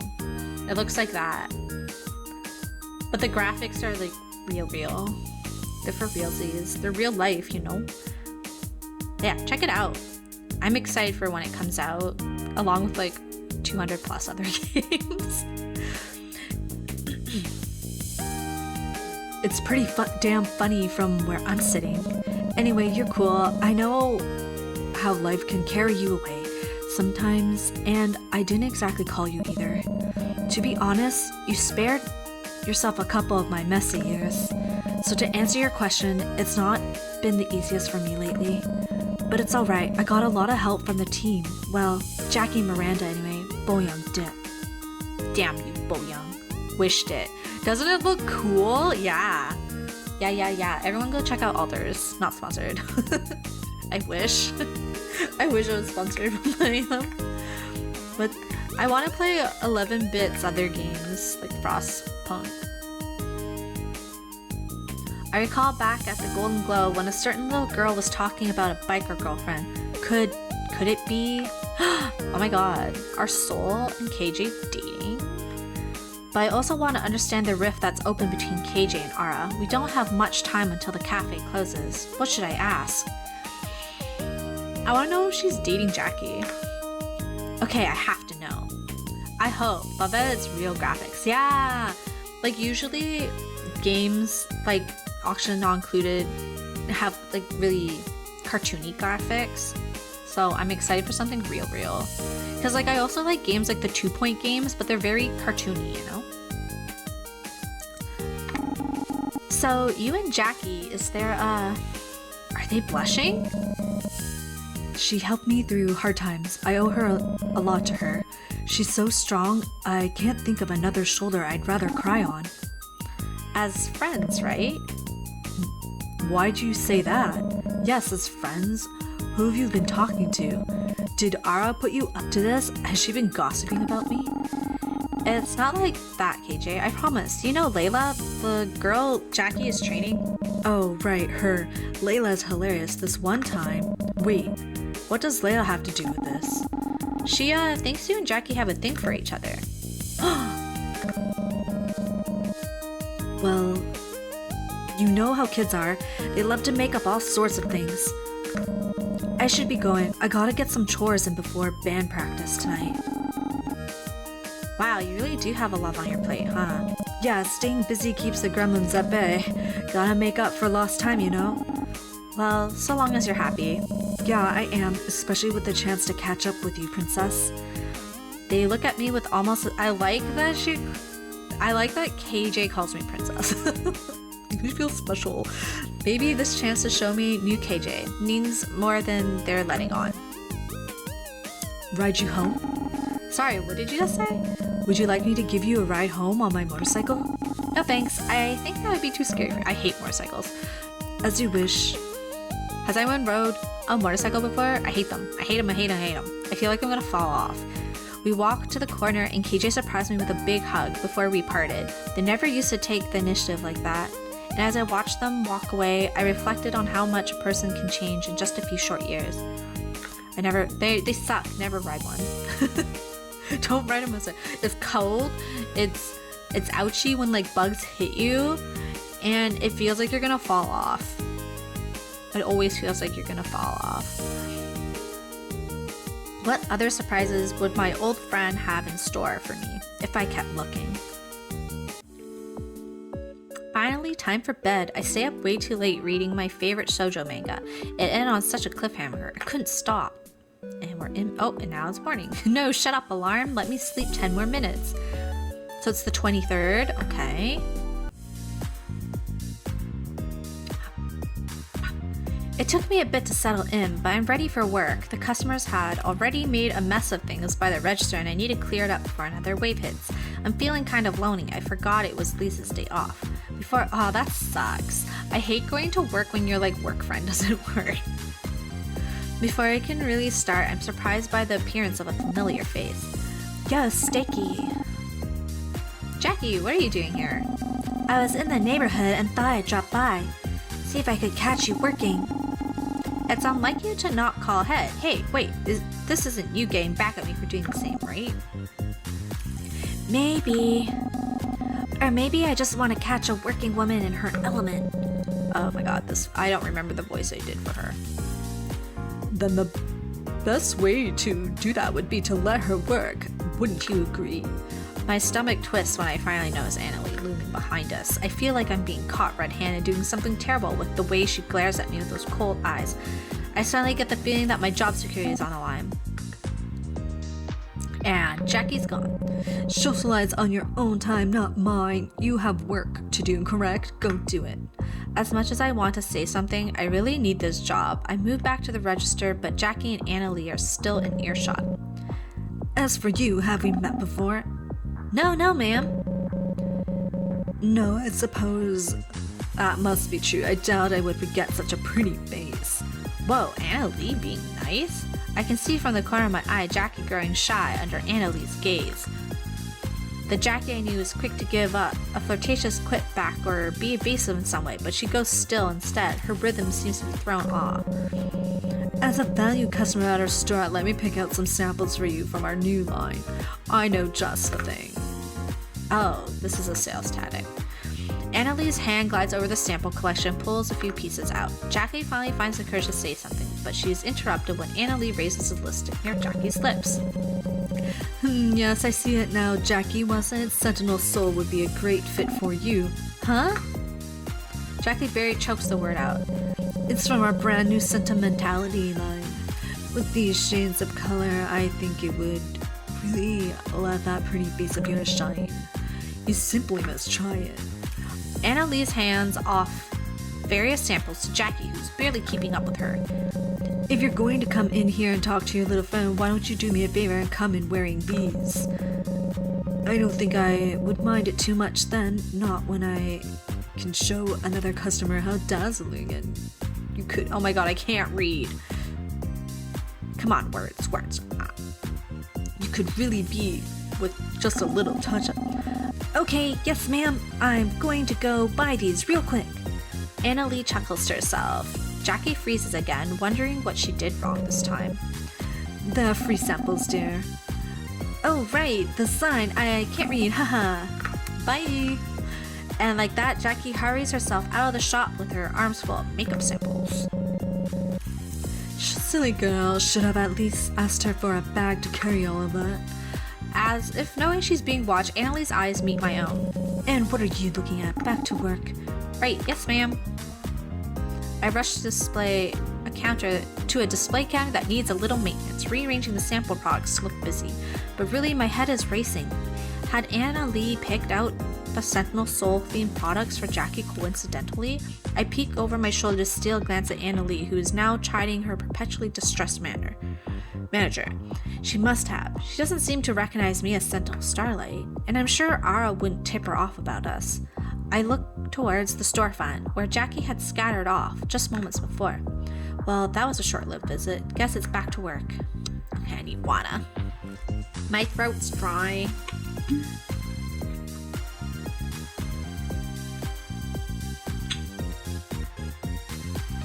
Time for work. If I have to listen to the manager talk about being a family one more time. Hi, welcome to Glamour Pop. How can I help you? Hey, sweetheart, how's it going? I'm looking for a makeup gift for my girlfriend. She's real mad at me right now. Makeup gift? You're really definitely in the right place. No, like making up, like after a fight. Oh, gotcha. What kind of makeup would make a good makeup gift? Oh my god. A gift card. Don't bother trying to figure out. Get a gift card. Now that's a genius idea. What's your options? Nothing in here is under $5. Don't bother with that. Try a $50 one. Oof, Steve, but I guess that's the price I have to pay. On the bright side, your girlfriend will love you for it. I have free time now. Thankfully, I had a not so terrible day at work. I feel like I have the energy to do a couple things today. Who should I hang out with now? Let's do Ara. We'll do Ara and KJ. Yes, the wonderful smell of freshly ground coffee at 6 p.m. It sucks that I actually need it at this time if I really want to do anything fun after work. Retail's so tiring vibes. But I shouldn't think about that now. I can't take work home with me or I'll go insane. Now it's time for chic coffee shop girl vibes. Since it's later in the day, the cafe isn't too crowded, which is nice. I start to head to the barista, but in the corner of the cafe, I spot someone familiar. Oh no. Sticky. Oh, that's Ara. Damn, I'm dumb. Okay. I'm that person that would get tricked by a superhero just wearing glasses. Ara, why are you wearing that wig? Oh my gosh. I'm in disguise, dummy. Can't you tell? She glances around nervously and then forces you down into a chair next to her. Oof. Did you forget that I'm kind of a big deal around here? I can't walk around town without at least 3 people recognizing me. Then why are you here? I've been investigating why the magic's disappearing. Isn't the blue a little conspicuous? Clark Kent, you would not. I would, yeah. Clark Kent would trick me, yeah. Well, I didn't have a ton of options to choose from. Do you think it looks too weird? I'll tease her. You look dumb. That's not teasing. That's straight up an insult. Rude. What the fuck? Okay. I was thinking about trying out this hair color for my next album promotion, but maybe not. Is it really that bad?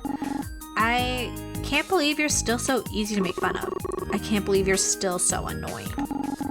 I miss you too. What? That's not what I said. The cafe speakers start playing a new song. I recognize it immediately as one of Ara's singles. It played on the radio constantly when it was released last summer. Cafe patron, ugh, I hate this song. Same, I wish they played some real music. And an Ara song, it's people like her that are ruining what it means to be an artist. She really thinks she's all that in a bag of chips. Ara isn't saying anything, but the look on her face tells me that she definitely hears them. Do I confront the aunties? Oh my god, why is that working? Oh. I comforted her. Never mind. Hey, don't listen to them. Your music wouldn't be so popular if it wasn't good. You have so many fans who love your music. No, it's not. They're not. No one's ever. You can barely speak. Maybe she's never encountered a zealous anti-fan like this before. I don't know what to say to help her. Ara bites down on her lip. She looks like she could burst into tears. Let's get out of here, okay? Okay. Before she can respond, I grab her hand and quickly lead her out of the cafe. We don't stop walking until we reach the park a few blocks away. Are you okay? Do you guys hold hands with your friends? Just curious though. there's like certain friends that's like, it'd be weird if I didn't hold their hand. You know, just like walking around holding each other's hands. And then there's other friends I'm like, nah, we ain't that.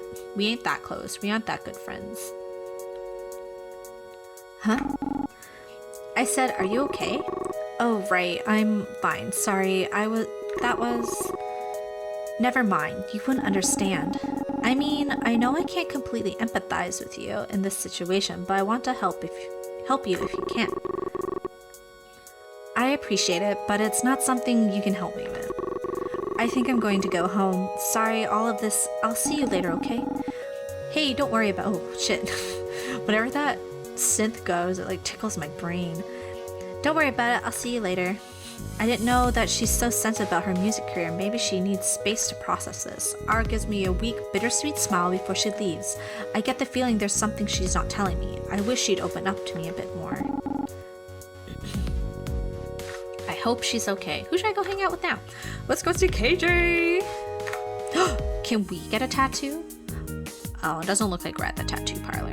I'm curious to learn more about KJ, so I give them a call, asking if they want to hang out after work. I get lucky and catch them with a couple of hours to spare. We agree to meet at the mall by Glamour Pop and do some window shopping. I certainly can't afford anything right now. I hang around the mall for a while, playing Snake on my Game Pal. My high score is pretty low, yet I can't beat it no matter how hard I try. Does anyone play mobile games? Any mobile game enjoyers? I like, I know she's not playing on mobile, but I really like this game called Mine Chef. And I got back into like Animal Crossing's Pocket Camp. I hang around yeah, okay. But this time will be different. I get a coffee and hunch over the screen. Pro gamer time. I'm actually doing well. The coffee kicked in. I've become the snake. I know Kung Fu. Okay. No, so close to beating my high score. So close. I so wrapped up in chomping squares I don't even notice KJ until they tap me on the shoulder. Wow. I see the brave Starlight hasn't lost her edge. No nasty villain is gonna get the drop on you, huh? That's not funny. I was concentrating on something. Sure looks important. Look down. A blinking game over marks my 10 points, short of my previous best. No, my high score. Sorry, Stakey. I didn't realize it meant so much to you. It's okay. I will never recover from this. Alright, let me make it up to you. I'll treat you to something tasty. How does that sound? Snacks. That could help me recover from this deeply traumatic experience. Coconut cream pie. What can I get you? Name it. Ice cream, muffins, cereal, champagne. I don't want champagne. I want ice cream. Out of all these, ice cream's the best choice. In December? I mean, sure, whatever you want.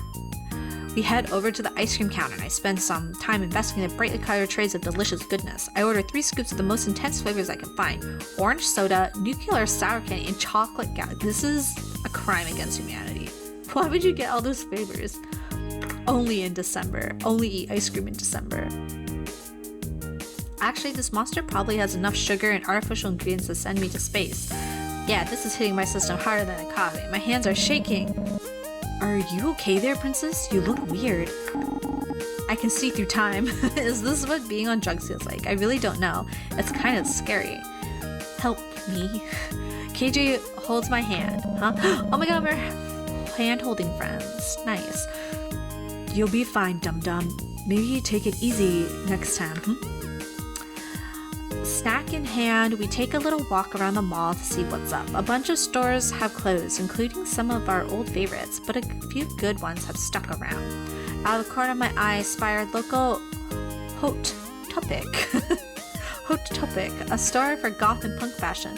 Lots of plaid, band t-shirts, piercing, and loud music.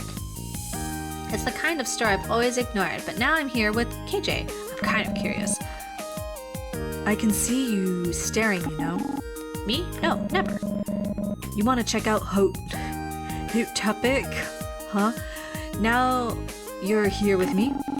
If that's okay, I guess it's less intimidating than going in by myself, you know? Intimidating? Why would it be intimidating? It's a clothing store. Like I don't know, maybe the loud and aggressive atmosphere. For real? You think you're gonna get yelled at or something? Come on, let me show you. They grab me by the hand and lead me to the entrance to the store. Loud punk music fills the air. The inside seems like a cavern of black and red. At the back, someone behind the counter gives me a judgmental look. KJ lets go of my hand and gestures towards the door. Step inside. You can do it. They're right. I have totally faced bigger enemies than this before. The mighty Princess Sentinel Starlight gathers her courage once again and steps aside the clothing store. KJ introduces me to Charlie, the staff member who gave me the judgmental look. She actually seems really nice and compliments my outfit. She thought we were dating and that's why she was sizing me up. Gotta make sure I was good enough for KJ. KJ laughs it off and takes me over to a part of the store you can't see from the rest of the mall. I figured you might dig this section. We can make you a skater princess. It's really tempting. There's pink plaid skater skirts and neon yellow torn-up sweaters. There's even a Hello Kitten backpack. I had no idea people even made clothing like this. Yeah, there's a bunch of different subcultures under the goth and punk umbrella. Doesn't always have to be about wearing black and being angry. Try something on. Oh my god, what are we gonna wear? We could do the pink plaid skater skirt, or we could try on the neon yellow sweater. Those are the two that resonate with me. Let's do... Yeah, we're gonna do the yellow sweater. You know what? I'm gonna go totally off the wall. I wanna try on that sweater. Wow, okay. Yeah, let's see it in action. It's huge and covered in all kinds of rips and tears with toxic waste scrawled across the chest in black graffiti. I head into the dressing rooms. There are so many holes in this thing. It's kind of hard to figure out where my arms are supposed to go. I flop out of the dressing room in this oversized sweater, looking a little silly. Oh no, zombie attack. I stick out my floppy arms and waddle them over to KJ. Rawr, give me your brains. Oh no, I didn't think this through, have I? But I have to commit to the joke. I give KJ a big floppy hug and pretend to bite them. It's not a sweater, it's cheese. I want to eat Swiss cheese. I am so excited to eat after this. Now, they said this game was a little over 2 hours long, but I feel like maybe I'm going slower because I'm reading it out loud. I give KJ a big floppy hug and pretend to bite them. Okay. Nom nom nom. Very spooky, I'm terrified. KJ is very warm and tall and sturdy. I quickly let go and run back into safe to the dressing room to hide my blushing. Oh my god, we have the hots for KJ. I re-emerge a few minutes later and we both pretend that nothing happened. We take a stroll around the rest of the store. KJ starts absent-mindedly flipping through the clothes rack. Funny thing is, I've been coming to this store forever, even back when we were Sentinels. That means you get more fun out of it. Very efficient. Out of the cheese sweater? Oh, I guess like you'd have different holes for your arms and different holes for your head. Out of the game. Out of the game. Out of the game. When it takes longer. True. I'm getting more out of it, right? I'd look around, chat to the staff, but never had the courage to buy something other than a backpack or wallet. I remember the first time I finally bought an outfit from the store. It was hidden in my wardrobe for weeks and I didn't dare wear it. One day my dad found it and threw it all out. I was so pissed off. Him just projecting his idea of who I am onto me instead of letting me speak for myself. The point of throwing out stuff that didn't fit his ideas. Just like bullying. I guess I never really talked about my dad much around the group, did I? There isn't that much good to tell. KJ, it's alright. Like, maybe I shouldn't be talking about this stuff right in the middle of a hot topic. I can be a hopeless gother man, but not like that hopeless. oh my god. We take a stroll through the rest of the mall, but nothing really takes our interest. I can tell KJ is deep in thought, but trying to shake it off. I pretend to be hungry so we can sit down together for a while. We head to Mr. Burger and just order some fries. Oh, I want a burger. Wow, I know, right? And it's not like hot topic closer. Maybe if they're like super religious, you know. Some religious people probably would be taking offense to some hot topic stuff. I'm sorry, we don't share a lot of interests. I must be pretty dull to hang out with. Why would you say that? Why do we need to be into the same stuff? Are you saying you don't judge me because I'm not like you? No, I don't judge you because you're not like me. The most important thing is to be true to yourself. Screw what anybody else says you should be. I did a lot of soul searching after the group broke up. Took out a lot of books from the library and borrowed zines from the more marginal places. Okay, bear with me a sec. I'm gonna nerd on you. Ooh. Is an existential oh my god, wait, what? In existential philosophy, there's this concept of authenticity.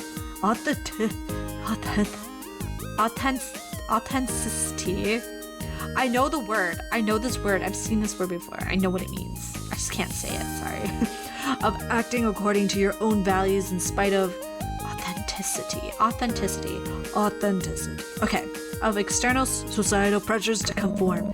And reading the work of Ricky Wilton's honestly changed my life.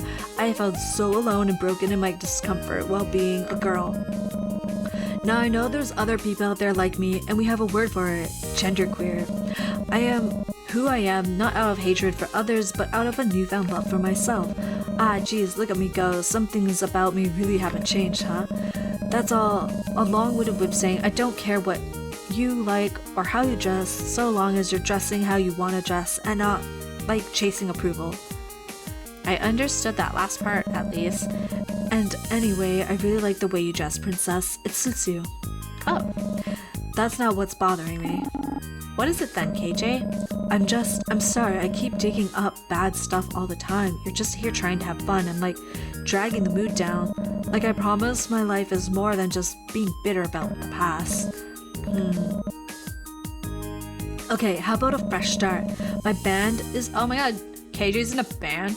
Is playing on the 27th. You wanna come watch? What? Maybe I could finally introduce you to some of the other friends I've made over the couple years. I've been a bit cautious about mixing my friend groups, but you know, you've been a big girl today. If you can step into Topic all by yourself with my help, maybe you could also step into an alternative music venue. I'll think about it. Great, just whatever you do, remember to bring earplugs. It's gonna be loud. The 27th, bring earplugs. Got it. Do I have to remember that, or will the 27th come and be like, we're gonna go see a concert? KJ gives me another big hug before we part ways. I've been invited to see a part of KJ that none of the other Sentinels have seen before. The more I learn about KJ, the more I want to know. Finally, time for bed. I stay up way too late reading my favorite shoujo manga, which love interest will Minako choose. Minako. Alistair jumps on my stomach, waking up, demanding food. Alright.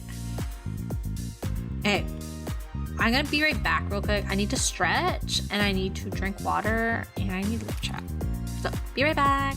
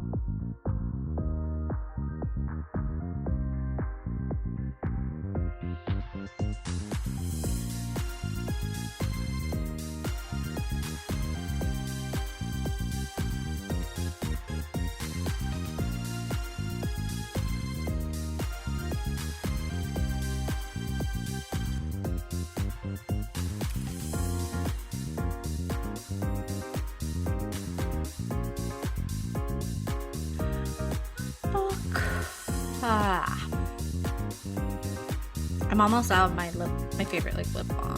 So yeah, I have to go get some more. Okay, where were we?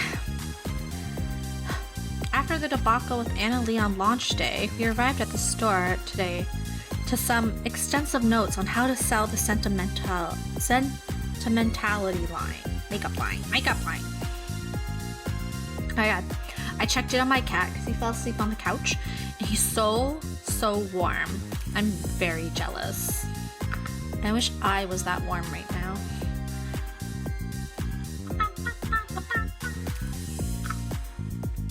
It's pretty textbook overbearing corporate speak, but Lise has been reading it like she's studying for exam. Oh. Okay. Reassure her. These, they are just talking points. You can riff on them. It's okay. When this eerie pretty lady comes and yells at me again. She's not here. She won't know. Something about her. I think she's always watching. A chill runs down my spine. She was pretty intimidating. I look around for secret cameras, but don't see any. I think we'll be okay. Well then, the next customer who comes into the store are going to get the full Lise Martineau Glamour Pop approved sales pitch. The door opens and chimes, signaling that said customer has arrived. Hey, oh my, it's KJ Miranda, coming to visit me at the store. Lise marches right toward them before I can stop her. Hey Lise, maybe the next customers are okay. Hello, valued shoppers. Welcome to Glamour Pop. May I have a moment of your time to speak to you today about a product that will bring back some magic back into your daily beauty routine? Wow, she really did memorize it. Lise finally looks up from her notes and takes in Miranda and KJ. Miranda smiles warmly at her while KJ appears to be identifying all the nearby exits. Not that you aren't already beautiful or powerful, that's a really nice hat you have on, and your tattoos are so cool. Now, you asked for the customer's name. I mean, hi, what are your names? Miranda giggles a little at Lisa's unabashed enthusiasm. That's my work wife's charm. Even KJ seems to be warmed by it. KJ. I'm Miranda, what's your name? I'll be your sentinel to whisk you to perfect makeup match. Her name is Lise. Don't interrupt me, you're already good at talking to customers. They are mine. She clears her throat and turns back to her captive audience. KJ shrugs her shoulders at me. Yeah, back off, Stinky. I wouldn't mind a little concealer. I've been working a ton and it helped with the bags under my eyes. Oh my god, why can't I read? I have some right here that would be perfect for you. Lise whips out the concealer and puts it in Miranda's hand. On the contact, Lise freezes, blushing. She won't take away her hand. Lise? Her hands are so strong and nice. I'm a woodworker. That's amazing. I have to forcefully remove Lise from Miranda. Then she turns back to KJ. And what may I offer you? Eyeshadow, lip gloss, glitter spray? Please holster the glitter spray. But hey, maybe I could use a little something for an upcoming gig. You have a band? Our stuff is probably not your style. A musician? Wow, I can't do a test to find the perfect match for your skin. No, give me the palest you've got. The sheet says I should match to your skin tone. Fuck the rules. Oh my god. We can look however we want. Lise gets suddenly very excited. It's like you care about how you look and also do not care. And that makes you very cool. We can do whatever we want. Who needs to look like a dumb magic girl anyway? Fuck yeah.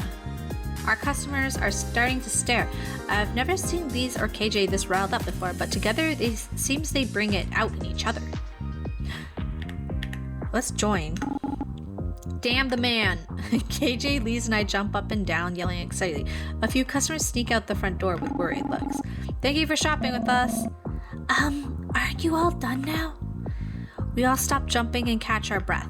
KJ turns back to Lise.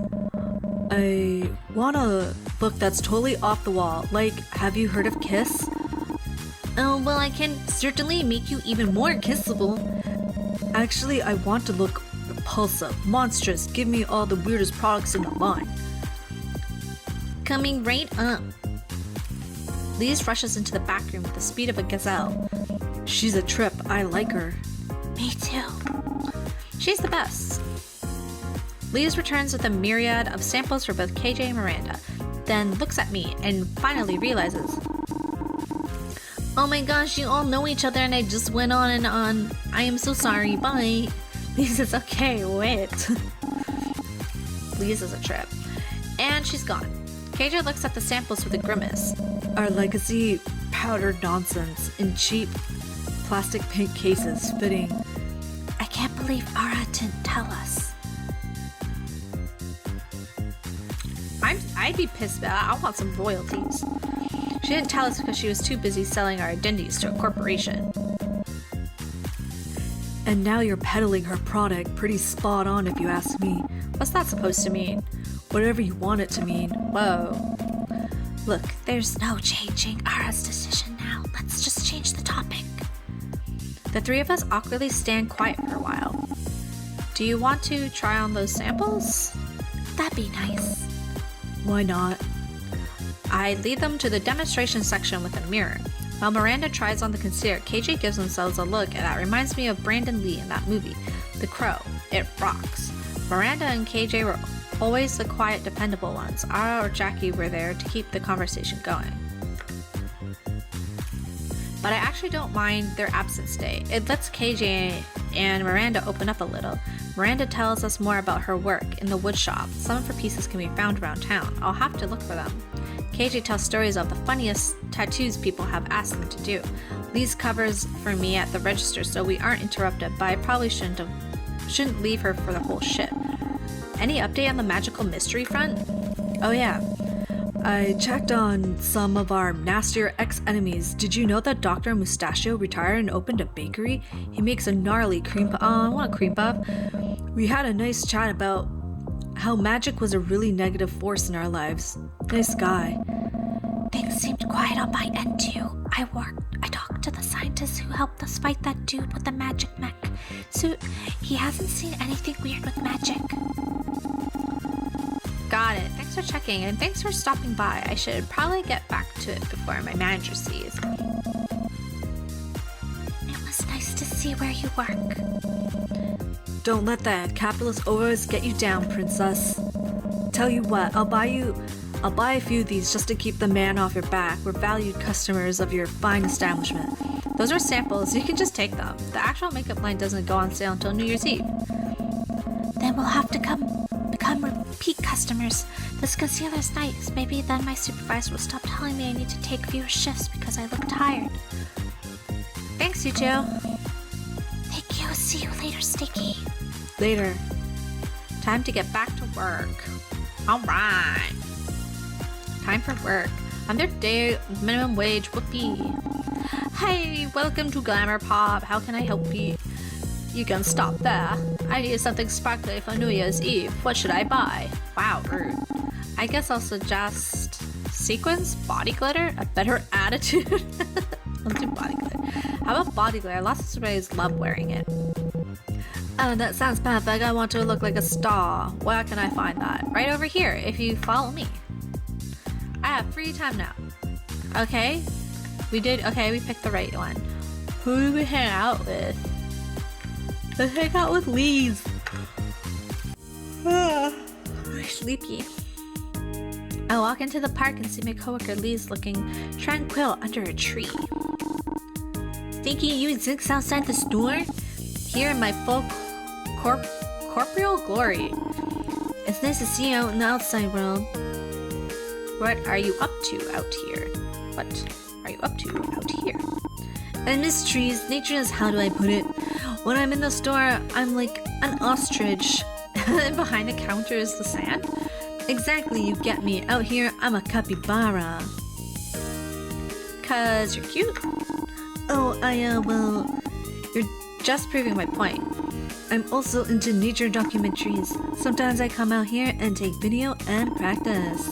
What? She practiced nature documentaries? But it's mostly just pigeons, and they are divas. Why do you work at Glamour Pop then? My parents work at a nonprofit helping to save endangered ecosystems in the city. I always wanted to work with nature, like be an ecological activist, be a vet, and a park ranger, and a marine biologist. That's perhaps too many jobs? That's what my career counselor told me. I needed rent, so I started working at the makeup store, and then just kept working there. I get so overwhelmed about the future that I just freeze. I can't take any step forward. I know how that feels. I'm so glad you're my work wife. I pressed enter. I know I want to make a difference, but then I think there are so many more talented people out there than me. What can I really do? Which is why people like that Aura idol make me so mad. Why have magic if you only use it to beat up other people with magic and then sell CDs? She could be doing so much more to help real people with real problems. I could do so much more if I had magic, but then I never want that kind of destructive power. Go after all your passions. That's what everyone says, but I've been seeing what that can do to someone. What happened? Fuck. Stop it. What happened? I gotta go, look at the time. Wait, Lise. See you next shift. Lise runs away before I can say another word. Did I say something wrong? Why was she so upset? Maybe I can talk to her later. I better get going.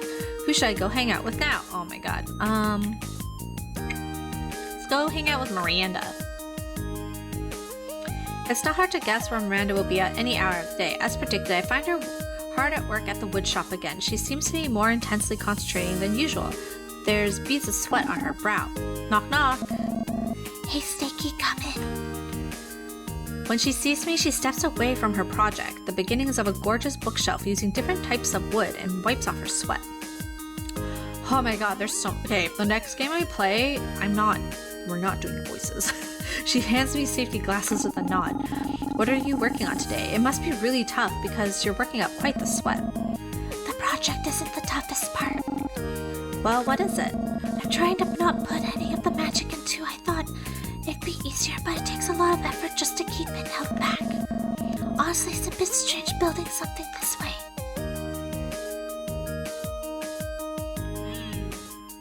Tell her she shouldn't hold back her magic. Holding back like that, you might burst a blood vessel. Plus, you're denying something that's so ingrained in you. Miranda looks thoughtful for a moment. Ingrained in me? It certainly has a bit hard to hold back. Trying to work like this is really difficult and could slow me down too much, but I'm trying to figure out where magic fits into my life now. This is an experiment. I don't want magic to be some crutch, and I don't want to assume it has to be part of my everything I do. Is this why you wouldn't let me try healing your hands last time? Miranda reflexively looks away. She starts standing the edge of a wood block. I can tell she's avoiding more of this conversation. Okay, wait, I gotta order food. I'm so hungry.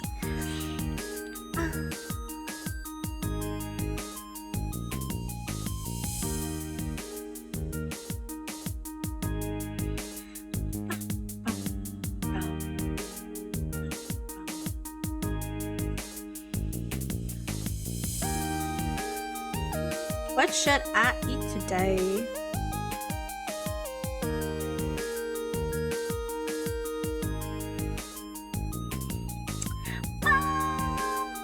Food! Hey, Zam, what's up? What's up? We're playing Life After Magic. It's about retired magic girls that are older. They're living life. They're done high school.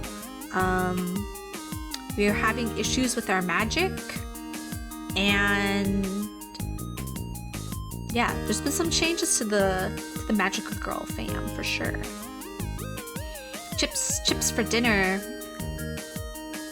Bruh, chips are like $8 for a bag. No chips pour moi.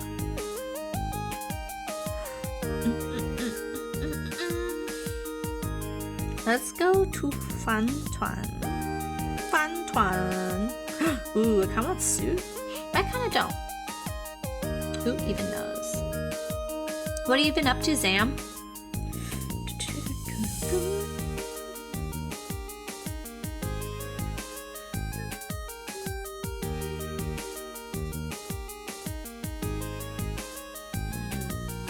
Damn it, it is on here. I say it like it's a bad thing, but it is a good thing. Little trip, ate food, saw things. Ooh, where did you go to? If it's not too late, you can tell me.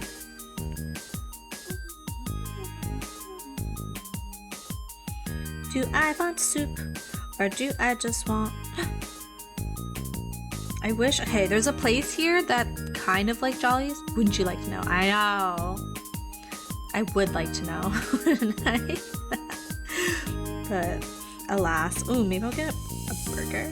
Anyways, this place is like Jollibee's, but it's local.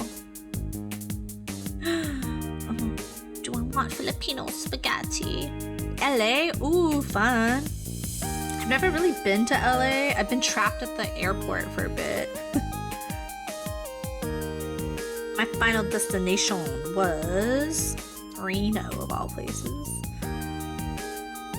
So it took me to LA and then I had to fly to Reno, which is kind of weird to me. Like, why didn't it just take me to Reno?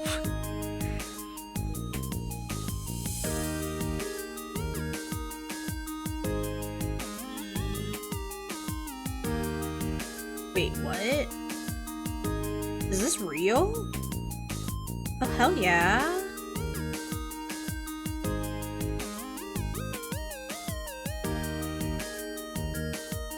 Is that all three? I don't believe it. What's happening?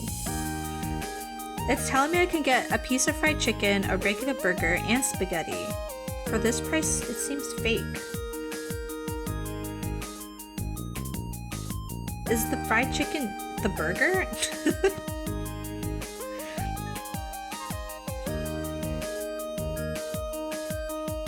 LAX sucks so bad, nasty airport. I remember there was like a burger place there. I was like, maybe I'll get a burger. And it was like $30. Like, bruh. Oh, wait. $30 American too. So like, that's like pretty much $60 in Canada. I was like, no, you won't get me airport food. So I just waited. Just waited till I got to Reno. And I had some pho. $17 American for Fanta and a tuna sandy. Oh my god. My heart. I wish just double it for Canadian currency. It's basically the same.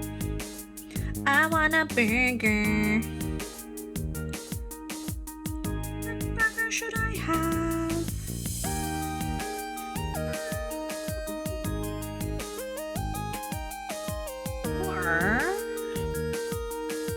Oh my god, my mouth is watering. Should I get just a meatball sub? Doesn't that sound great? Meatball sub? What's the pizza of the week? Specialty pizzas. And I want special pizza and I want meatball sub. Meatball. Why wouldn't you get those? I don't eat fries. Add one to cart. French dip sandy is like burger and soup kinda. Ooh. I do like French dip. I like that I have to put it in gravy. But why didn't that go? Okay. Oh, I have to pick one of these? Okay, I'm gonna have Caesar salad then.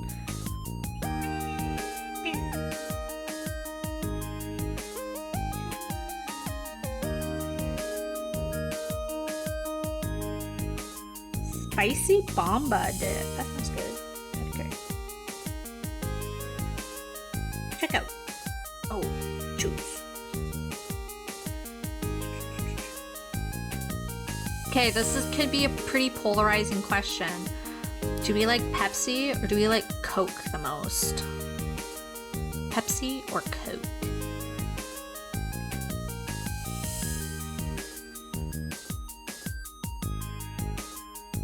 I want to see what people say before I out myself on which is my favorite.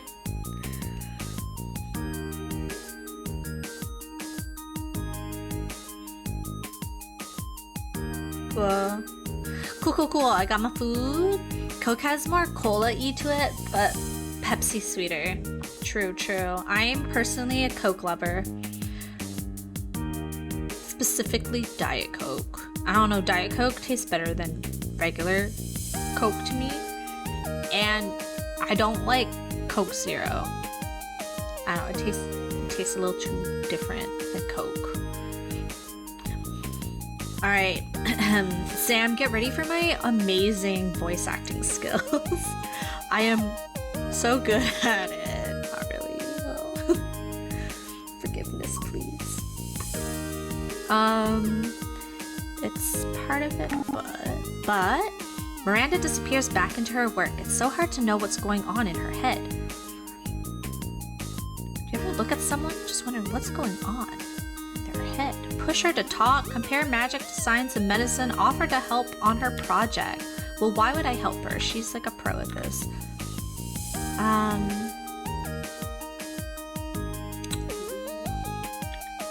Push her to talk. You always say you want to be heard, but I'm here listening, but you won't talk to me. Please, Miranda, I want to know what's going on in that head of yours. Why didn't you want me to heal you the other day? Why are you avoiding your magic now? Talk! Why does it feel like we can't ever get through conversation? I push and see Miranda's frustration building until I don't want people to like my work just because it sparkles. She bursts, finally a breakthrough. I don't want you to heal me because... How do I explain it? Remember when the Shadow Society set up that trap for us at the Natural History Museum? All those reanimated dancers coming right for us? I froze. Poor KJ had to save our skin with their bubbles, yet again. I don't think we appreciate how much of a toll protecting all of us took on them. Even I took them for granted sometimes. I wish I had been better at protecting you all. I'm not saying this about you. I'm trying to talk about me. It's okay to be dependent on your friends sometimes. There's plenty of times you took initiative. I feel like this is what Miranda's struggling with initiative. We all pretty stunned when Deadly Derek pulled out the staff of ultimate power. I thought we were done for. But then you stepped up and revealed that you had already snuck into his lair and swapped it with a fake made from your magic. You exploded the faux staff right in his face. Priceless. That was pretty cool, wasn't it? And you didn't even tell us you had done it, you sly minx. Saved our butts. Where did we put the ultimate staff of power? Oh, oops. It might be in my parents' storage unit? Yikes. Yeah, oh, and remember the fight at the power plant? If you hadn't been there...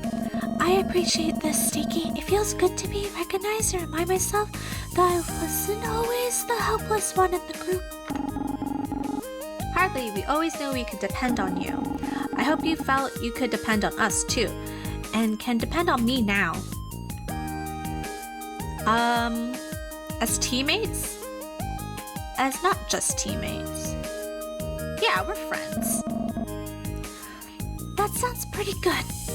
Miranda smiles. I put my hand on her arm. God, her forearms are buff. I don't want you to only associate with the past. I know it's painful. Maybe we can make some new memories together. Not just team, friend. Yeah, we're friends now. Does anyone know what Yani means? Her shirt says Yani Kuro. Kuro means black, for the most part. But I don't know what Yani could be. I'd like that. I gently take my hand away, but Miranda grabs it. You got some wood stain on your hand. Sorry, I'm covered in it. She takes a rag and cleans off my hand, diligently. We spent the rest of our time chatting about her projects. She explains to me that a sawhorse is not just a horse covered in saws. Who knew? I should get back to it. Feel free to visit me again sometime. I will. Tar black? I don't know, some kind of wood stain, I guess? Finally, time for bed. Alistair is like an alien cat, but we're losing magic, so I can't talk to Alistair anymore. Very, very sad. Very Kiki delivery service-esque with Gigi. curls up in bed with me and falls asleep on his side. He always hogs the mattress. I climb out of bed, dreading the work day ahead. It's freezing this morning, and is that snow? I haven't seen snowfall in years. What is it? That's Christmas! The day of our Lord. Alistair prods my leg sleepily. Meow. I still can't understand him, but somehow I think this cat talk for go back to bed. Oh right, it's Christmas. I don't have anything special planned, so I spend the entire day watching terrible Christmas movies with Alistair. The hours fly. What's everyone's Christmas movie? What's the Christmas movie that you watch every year? I have two. I like watching The Grinch with Jim Carrey, and then I also like watching Muppets Christmas Carol. Those are my top two. I watch them every year. Suddenly I hear a knock at the door. Huh? Who could it be? Maybe Santa's come to visit you after all, Alistair. Alistair looks excited for a second, but plays it off. Right, I forgot I broke the news about Santa a few years ago to him. I run over to the front door and open to see... Miranda? Damn. Miranda's standing outside the door, chattering her teeth and hugging her arm warmers. Hey, Stinky. Glad to see you're home. I was worried about showing up unprompted. No worries, don't you want to come in? You look cold. I'm fine. I'm visiting my parents nearby anyways. I just wanted to give you this. Miranda hands me a small package wrapped with recycled newspaper and twine. Sorry, it's not super fancy or anything. I play Yakuza. You play Yakuza every Christmas? Every Christmas, Sam? Sam? I just made it on a whim when I was thinking about you. Anyways, catch you later. She walks off briskly. Miranda, did she forget about the jacket tied around her waist? I laugh a little. Miranda's usually so observant, but I guess even she can be forgetful at times. I unwrap Miranda's gift to find a small wooden figurine. It's a highly detailed carving of Princess Sentinel Starlight. She even got my signature pigtails from back then. That must have been a challenge. This is awesome. Way better than any corporate merch of the Sentinels. I'm going to treasure it. And watch Black Christmas 2. That's a horror movie, isn't it? Oh no, I see someone else coming. Oh my god, it's Solaire. Merry Christmas. Close the door. Sorry, Sticky's not feeling well today. Open up, it's an emergency. Stop, nerds. Merry Christmas. Right, thanks, Solaire. Merry Christmas. Ho ho ho, you're very lucky. Santa Blaze is here to give you one very special gift, Solaire pulls a rectangular gift box out of his jacket. Behold, now I'm sure you're wondering what's inside, but Solaire drones on about what's inside that box, but I already know what it is. It's a bunch of soul cards. I would know because that's the only thing he ever gave me when we dated. I decide to cut him off now. He's practically yelling now, and I don't want any noise complaints. Solaire, this is appreciated. I can't wait to open it, so thanks for stopping by. You're welcome, Stinky. A little sad you haven't invited me in, but I get it. You've always been on the shy side, and I grab the box from his hands. Right, anyway, see you later. Okay, I gotta save. I don't have some bad vibes. The wind's blowing outside. God damn it. At least he wasn't the only one that visited me today. I open up the box and inevitably there's a card inside. It appears to be custom made. It's me, Princess Sentinel Starlight, painted sloppily with a marker and acrylic paint. It's actually kind of sweet. Maybe there's something to be said for Solaire sometimes. I go to read the description. It says, Solaire Blaze's ultimate sidekick. I throw the card in the garbage and move on with my day. Oh no, I'll allow it. I'll allow the word fucker. Player fucker. Get to go to jail though.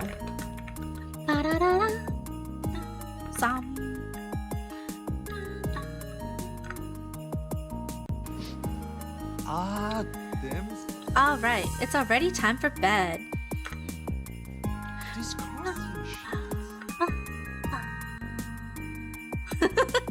Oh my god, that emote.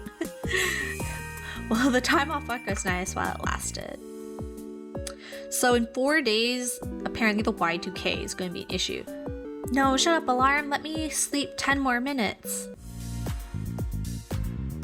If you don't know what Y2K is, it's the year 2000. Another glorious day in work purgatory. We just seem to get a breakthrough with figuring out what's happening with our magic or Alistair, but capitalism calls and I must answer. I get settled in behind the cash register when I notice Ara coming. Ara, what are you doing here? Another day, another photo shoot for the line. Oh, thought maybe you'd be here to come see me. That's just a perk of the job. Bang! We hear a strange noise coming from the background, then an awful moaning sound. This is definitely creepy. What the hell is that? Is there a dying animal in there? I have no idea. No one should be back there right now. Well, what are you waiting for? Go see what it is. Let's go together. Because I'm a big babby. I'm a babby and I need protection. Why is it not working? Oh, that worked. How about some teamwork here?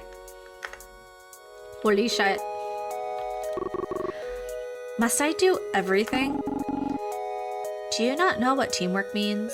Let's emote. We approach the door. It says staff only in big letters. The strange moaning is getting louder. What are we going to find? With a nod, we both grab the door, throw it open, and find Liz sitting on the floor, surrounded by sample packs of the sentimentality.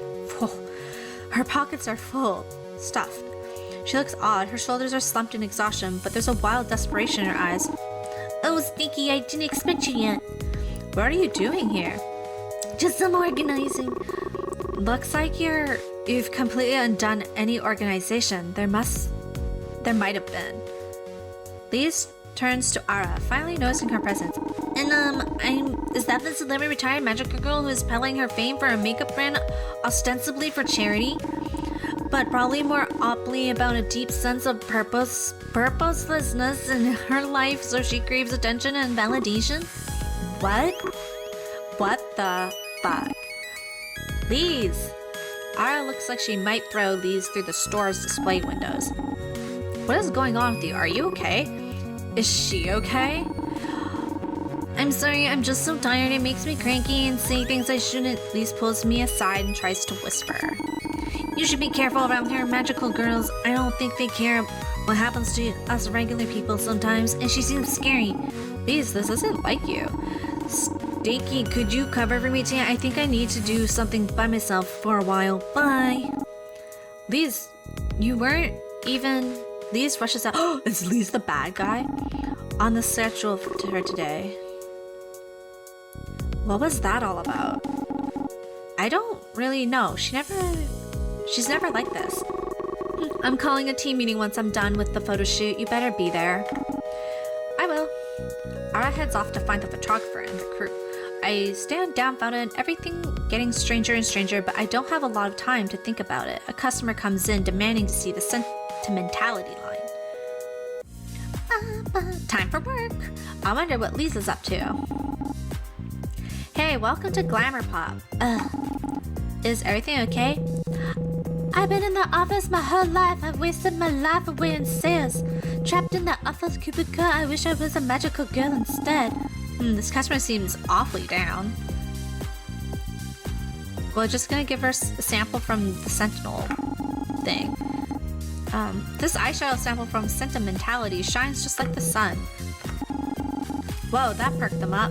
Those colors are just like the sun, like my days out on the beach. Give it to me now. Okay, alright, no need to get aggressive. I have free time now. Thankfully, I had a not-so-terrible day at work. Okay. Hey, Sam, if you're around, you can pick who I hang out with. There's Jackie, Ara, and Miranda. Jackie's a girl. She works at a... Now. Jackie works at a gym. She's a trainer for this little girl's boxing match, I'm assuming. Ara is an idol that we just spoke to, and Miranda's the woodworking girl.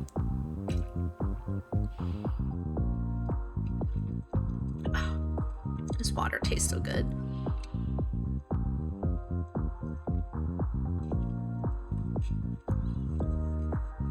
We gotta get big. Gotta get big. Jackie time. Oh, yeah.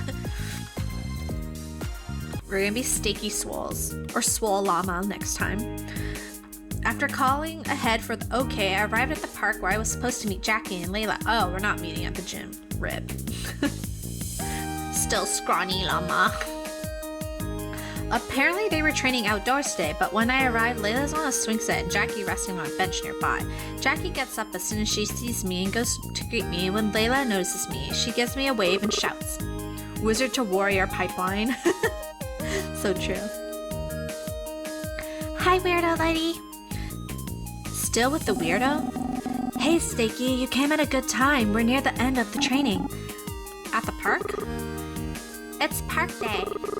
We already ran around the lake, shadow box, and did pull-ups on the marquee bars. I see. That sounds like a lot of hard work. I feel like I could be blinded by the twinkling lights in Layla's eyes. She was pumped up. Oh yeah, big time training for big time gains. Layla knows what's up. Since we already did our workout, Layla's taking the initiative to do some freestyle training till we're done. Freestyle. Layla takes a big jump off the swing set and lands on her feet. Not losing her momentum, she starts to scramble her way to the jungle gym, but stops midway. Make sure you watch me, coach. Don't get distracted and go all kissy face with your girlfriend. She's not my girlfriend, you brat. Layla sticks her tongue out before rushing over to the jungle gym. Layla calls everyone a girlfriend. Not your girlfriend. We're not girlfriends, Jackie? I'm hurt. I thought I was your only love. My voice is dripping with sarcasm. Picking up on it, Jackie leans into it and plays along. I'm sorry, baby. I can't say baby normally. I was going to say baby. And they were roommates? I'm sorry, baby. It's not you, it's me. My heart has already been claimed. Gasp, by who? Jackie balls her fist up and crosses her heart with her other hand. With all the terrible dramatics that befit a low-budget soap opera, she answers, "The ring." Are you serious? I'm losing to boxing in this drama? You're right, baby. I see the light. You're the only knockout for me. Oh my god, that was so corny. True, but it made you smile. What more could I ask for? I feel silly letting her comment get to me, but leave it to Jackie to hit you where you're least expected.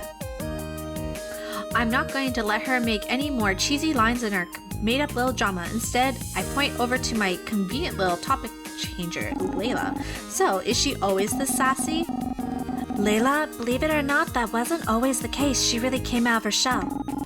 You're kidding, right? You're telling me that little ball of energy and sass used to be shy? Gross, she's a Lord of the Rings fan on Oh yeah, she's a boxer. She's addicted to the ring. She's addicted to the fight. She loves a left hook. Telling that little there we go. Yeah, something like that. I'm glad she can joke about it now, but she used to be pretty shaken up about the bridge incident. Oh yeah, so Layla is a little girl that Jackie saved back when she was a magical girl. Their car was falling off a bridge and Jackie saved Layla and her dad. Now you know the backstory. You know, that's one of the reasons why her father sent her our way in the first place, to help her not feel so powerless. She's poured her little heart into boxing and it's really starting to pay off. She has confidence to spare now, so I'll put up with a little teasing here and there. She's earned it. That's so sweet. I had no idea of her struggle. I feel like I'm making Jackie sound like a smoker. Yeah, she surprises me. I saved her life, but I never really thought about her weight she's been carrying. What? About the weight she's been carrying since then. Not until I got to know her. I thought Jackie was calling Layla fat ass for a second. Makes you really stop and think about if we could have done some things better. Well, I wasn't thinking about it before, but now that she mentioned it, I am. The thought lingers between us both, bringing an uncomfortable silence. So, park day, huh? Muscle, weight, gains. True. The weight. Now she has gains. Oh yeah, we tend to do this about every week or so. We started off with a proper workout routine and then she gets to freestyle for a while. It just looks like she's playing to me. I affectionately call it an unorthodox workout. Like climbing a jungle gym?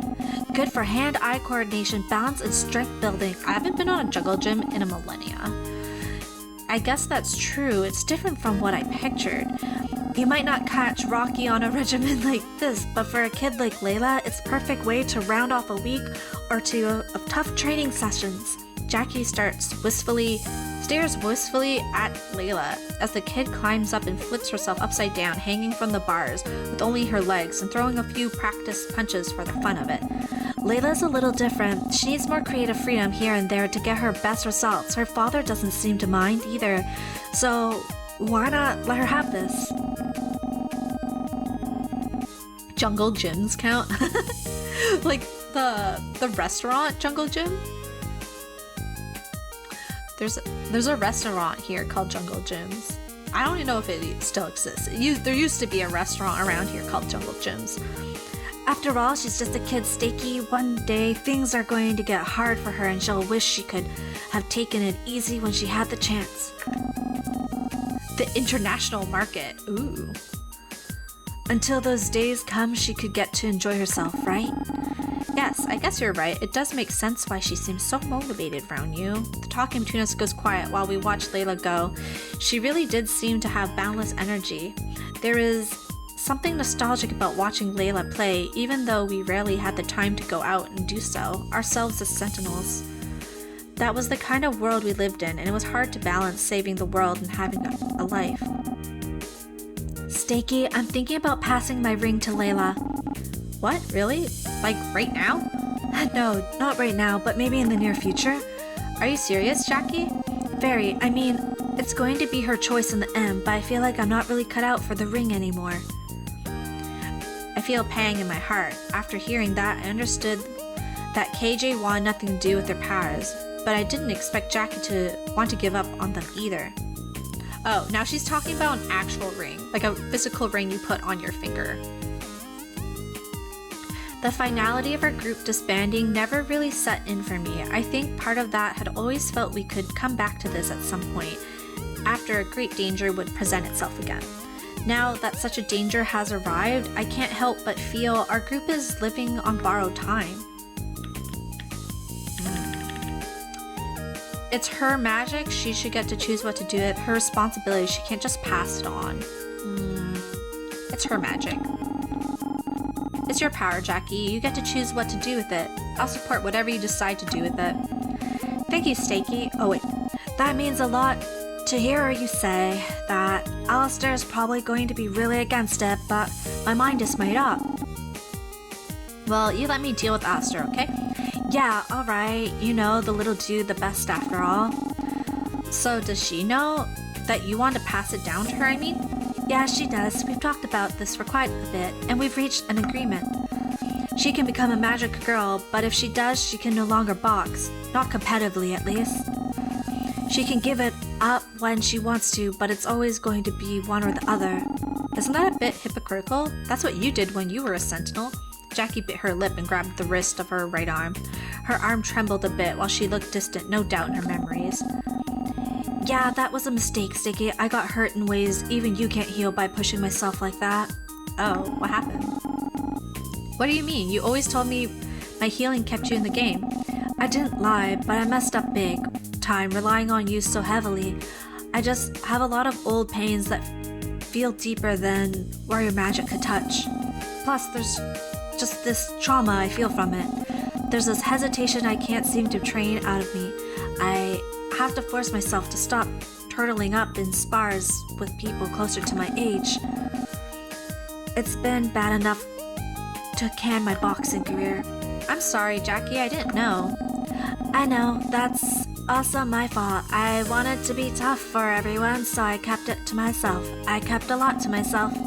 I'm sorry, I'm throwing a lot of you suddenly. No, don't be. It's refreshing to see you open up like this. I like it. You think so? Jackie looks down at nothing in particular in her way of trying to hold back a smile. She was always cute when she tried to hide the heart she wore on her yellow plaid sleeves. Okay, I need a blanket. Be right back. I need a blanket.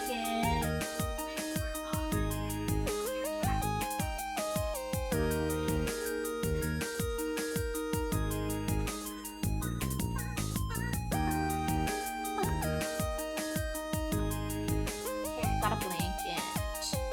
So freaking cold today. Yesterday, it was like spring.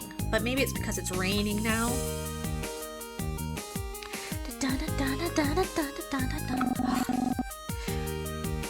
Well, I guess I'll keep that in mind. You better, and hold nothing back. You don't have to pull your punches when you're with me. Jackie eases up and finally lets go of her wrist and relaxes. Alright, but don't regret it later. You know I hit hard. I won't. And just so we're clear, you're okay with this, right? You know how harsh the lifestyle gets. Are you sure you're okay with the idea of Layla doing the same thing? Yeah, she has something to prove, and if it's what she wants to do, I won't get in her way. But as her coach, I'll be keeping a keen eye on her and make sure she avoids making the same mistakes I did. Coach Martinez, you're not watching. Our time together gets cut short when Layla comes sprinting back. I knew it, you're doing the kissy face thing, aren't you? I'm not. I see a smug expression creep up on Layla. Layla seems to pick something up, much like a shark to the scent of blood. Wow, she doesn't say anything, but Jackie's face grows into a bright red shade of red. Wow, just look at the time. We should get back over to the gym before your father shows up. Would you like some more company for the walk back? Sure, I don't mind. I'll be on my best behavior, Coach Martinez. You better. For the whole walk back to the gym, Layla didn't say a word, keeping her promise as best as she could. Unfortunately, she never dropped her smug grin. Who should I go hang out with now? Okay, if you're still around, Sam, Ara, or Miranda? Miranda's the woodworking girl, and Ara's a idol, and we're selling her makeup line in the makeup store.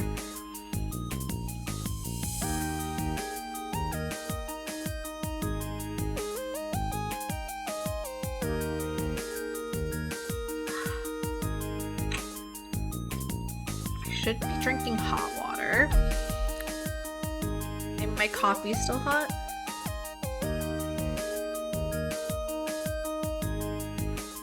That's a negative. My coffee is not hot. Let's see. Ara or Miranda? We've been talking to Miranda a lot. Let's talk to Ara. Ara wants to meet up to discuss more theories. We decide that maybe we should avoid public places this time for various reasons. She says her place is too risky, can't, because of scandal by being photographed leaving her home, so I offered to meet at my apartment. Oh god, what's happening?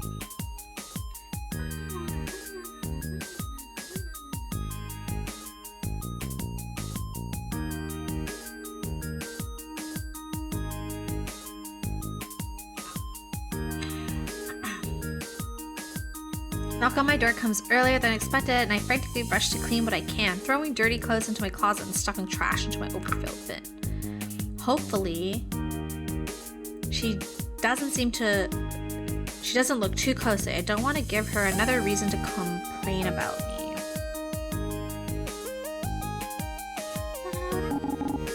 Hi, welcome.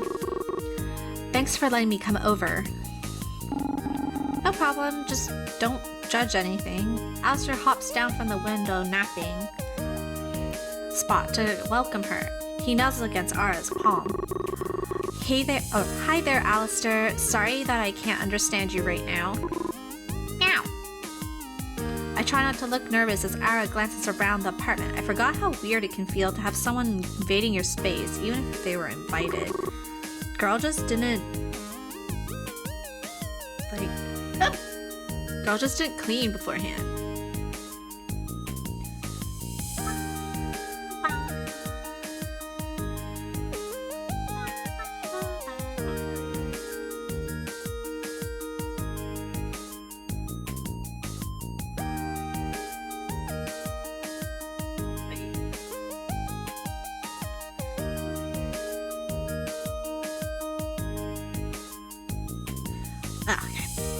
Which room is yours? I point to the closest open door and she peeks into my bedroom. Ha, I knew it.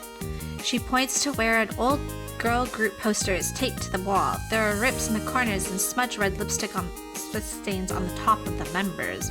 Whoa. You still have the TTJ poster.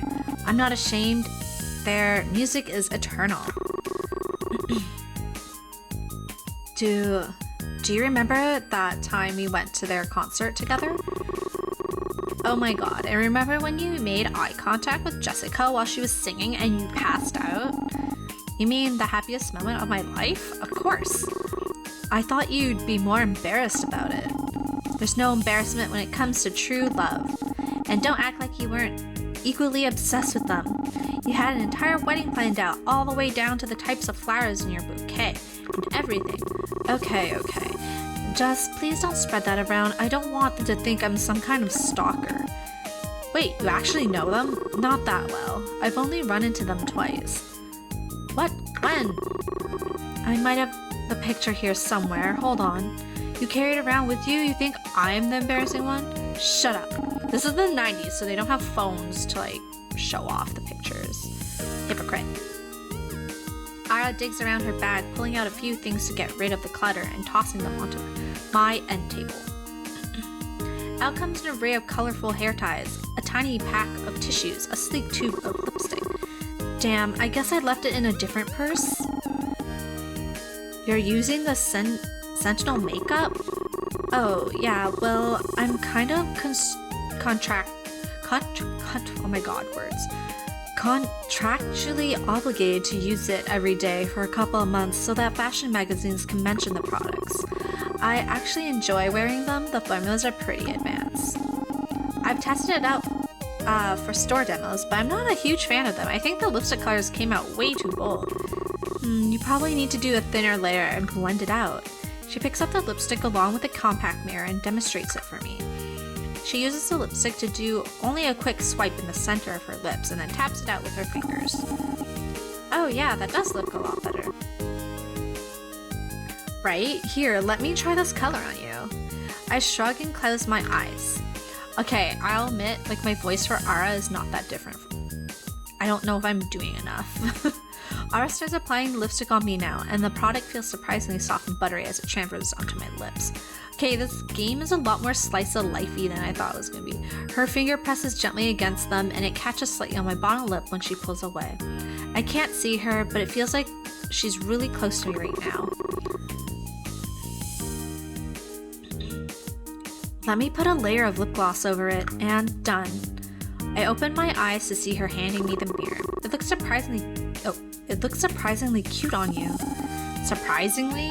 I take the mirror and hold it up to myself. The color is definitely less bright than I thought it would be.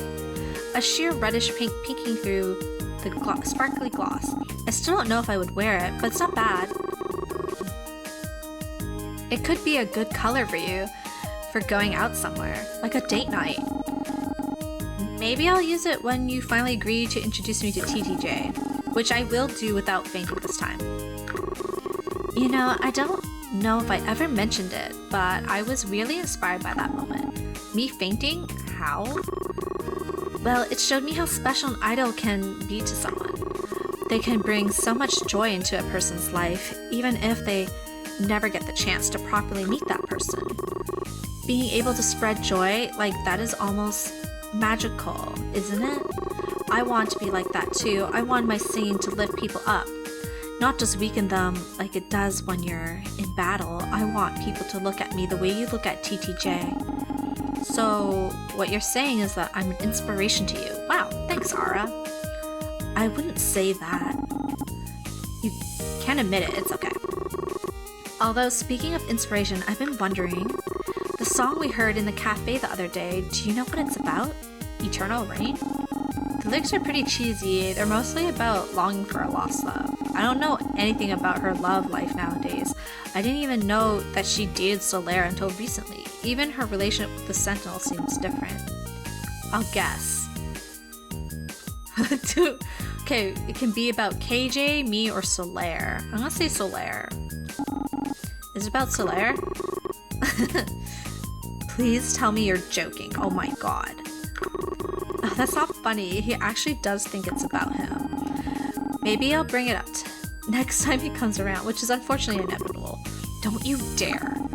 So, who's it about? The song is a breakup song, isn't it? Do you have another ex? It's actually about the Sentinels. Splitting up might as well have been a breakup. It hurt more than a breakup ever has, at least. Everyone's disappeared. Jackie started distancing herself from me. KJ changed so much until I didn't recognize them anymore. And then they wanted nothing to do with me. Miranda started getting too busy to hang out, but I still wonder if she was just saying that to avoid hurting my feelings. I felt like I lost everything, my job, all my friends. You know I don't have any family left either. I felt so alone. So, well, I channeled those feelings into lyrics. The song was a surprise hit, so at least some good came from it, yeah? Ara, am I the only one who misses being in the Sentinels? It hurts to think that no one else misses me as much as I miss them, but I guess that's simply how it is. I don't miss everything, but there are definitely some things I miss about it. Ara looks at me with wide, pleading eyes. Did you miss me? Ever since I started modeling for the Sentimentality campaign, I've been thinking about us. I never told you this, but before I can even answer, Ara closes her eyes and starts leaning towards her. Oh my god, are we gonna kiss? Whoa, whoa, whoa, whoa, this is too much. Our relation hasn't leveled up enough for this. Oh my god, what? Let's take this slow. I do like her pink hair. We're just starting out again, and I think we should get to learn more about each other first, and I don't know if I'm ready for this type of commitment yet, and okay, stop, I get it. Oh my god, I'm such an idiot. I'm not even sure why I did that. She suddenly looks at me with a deadly serious expression. It was a joke. This was a joke, and this never happened. I think it should be one of those two, not both. Oh, one sec.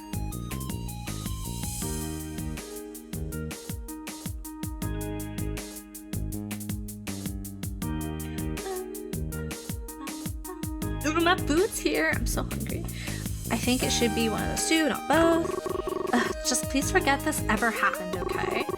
But if you remember it for some reason, then it was all a joke. Ha ha ha. I'm going to die of embarrassment now. Goodbye. She takes off running out of the apartment without even closing the door behind her. She didn't even bother to collect the stuff she left out. I have no idea what that was all about, but I don't think I should bring it up to her again. So much for discussing theories together, I guess. Okay, wait, I gotta save.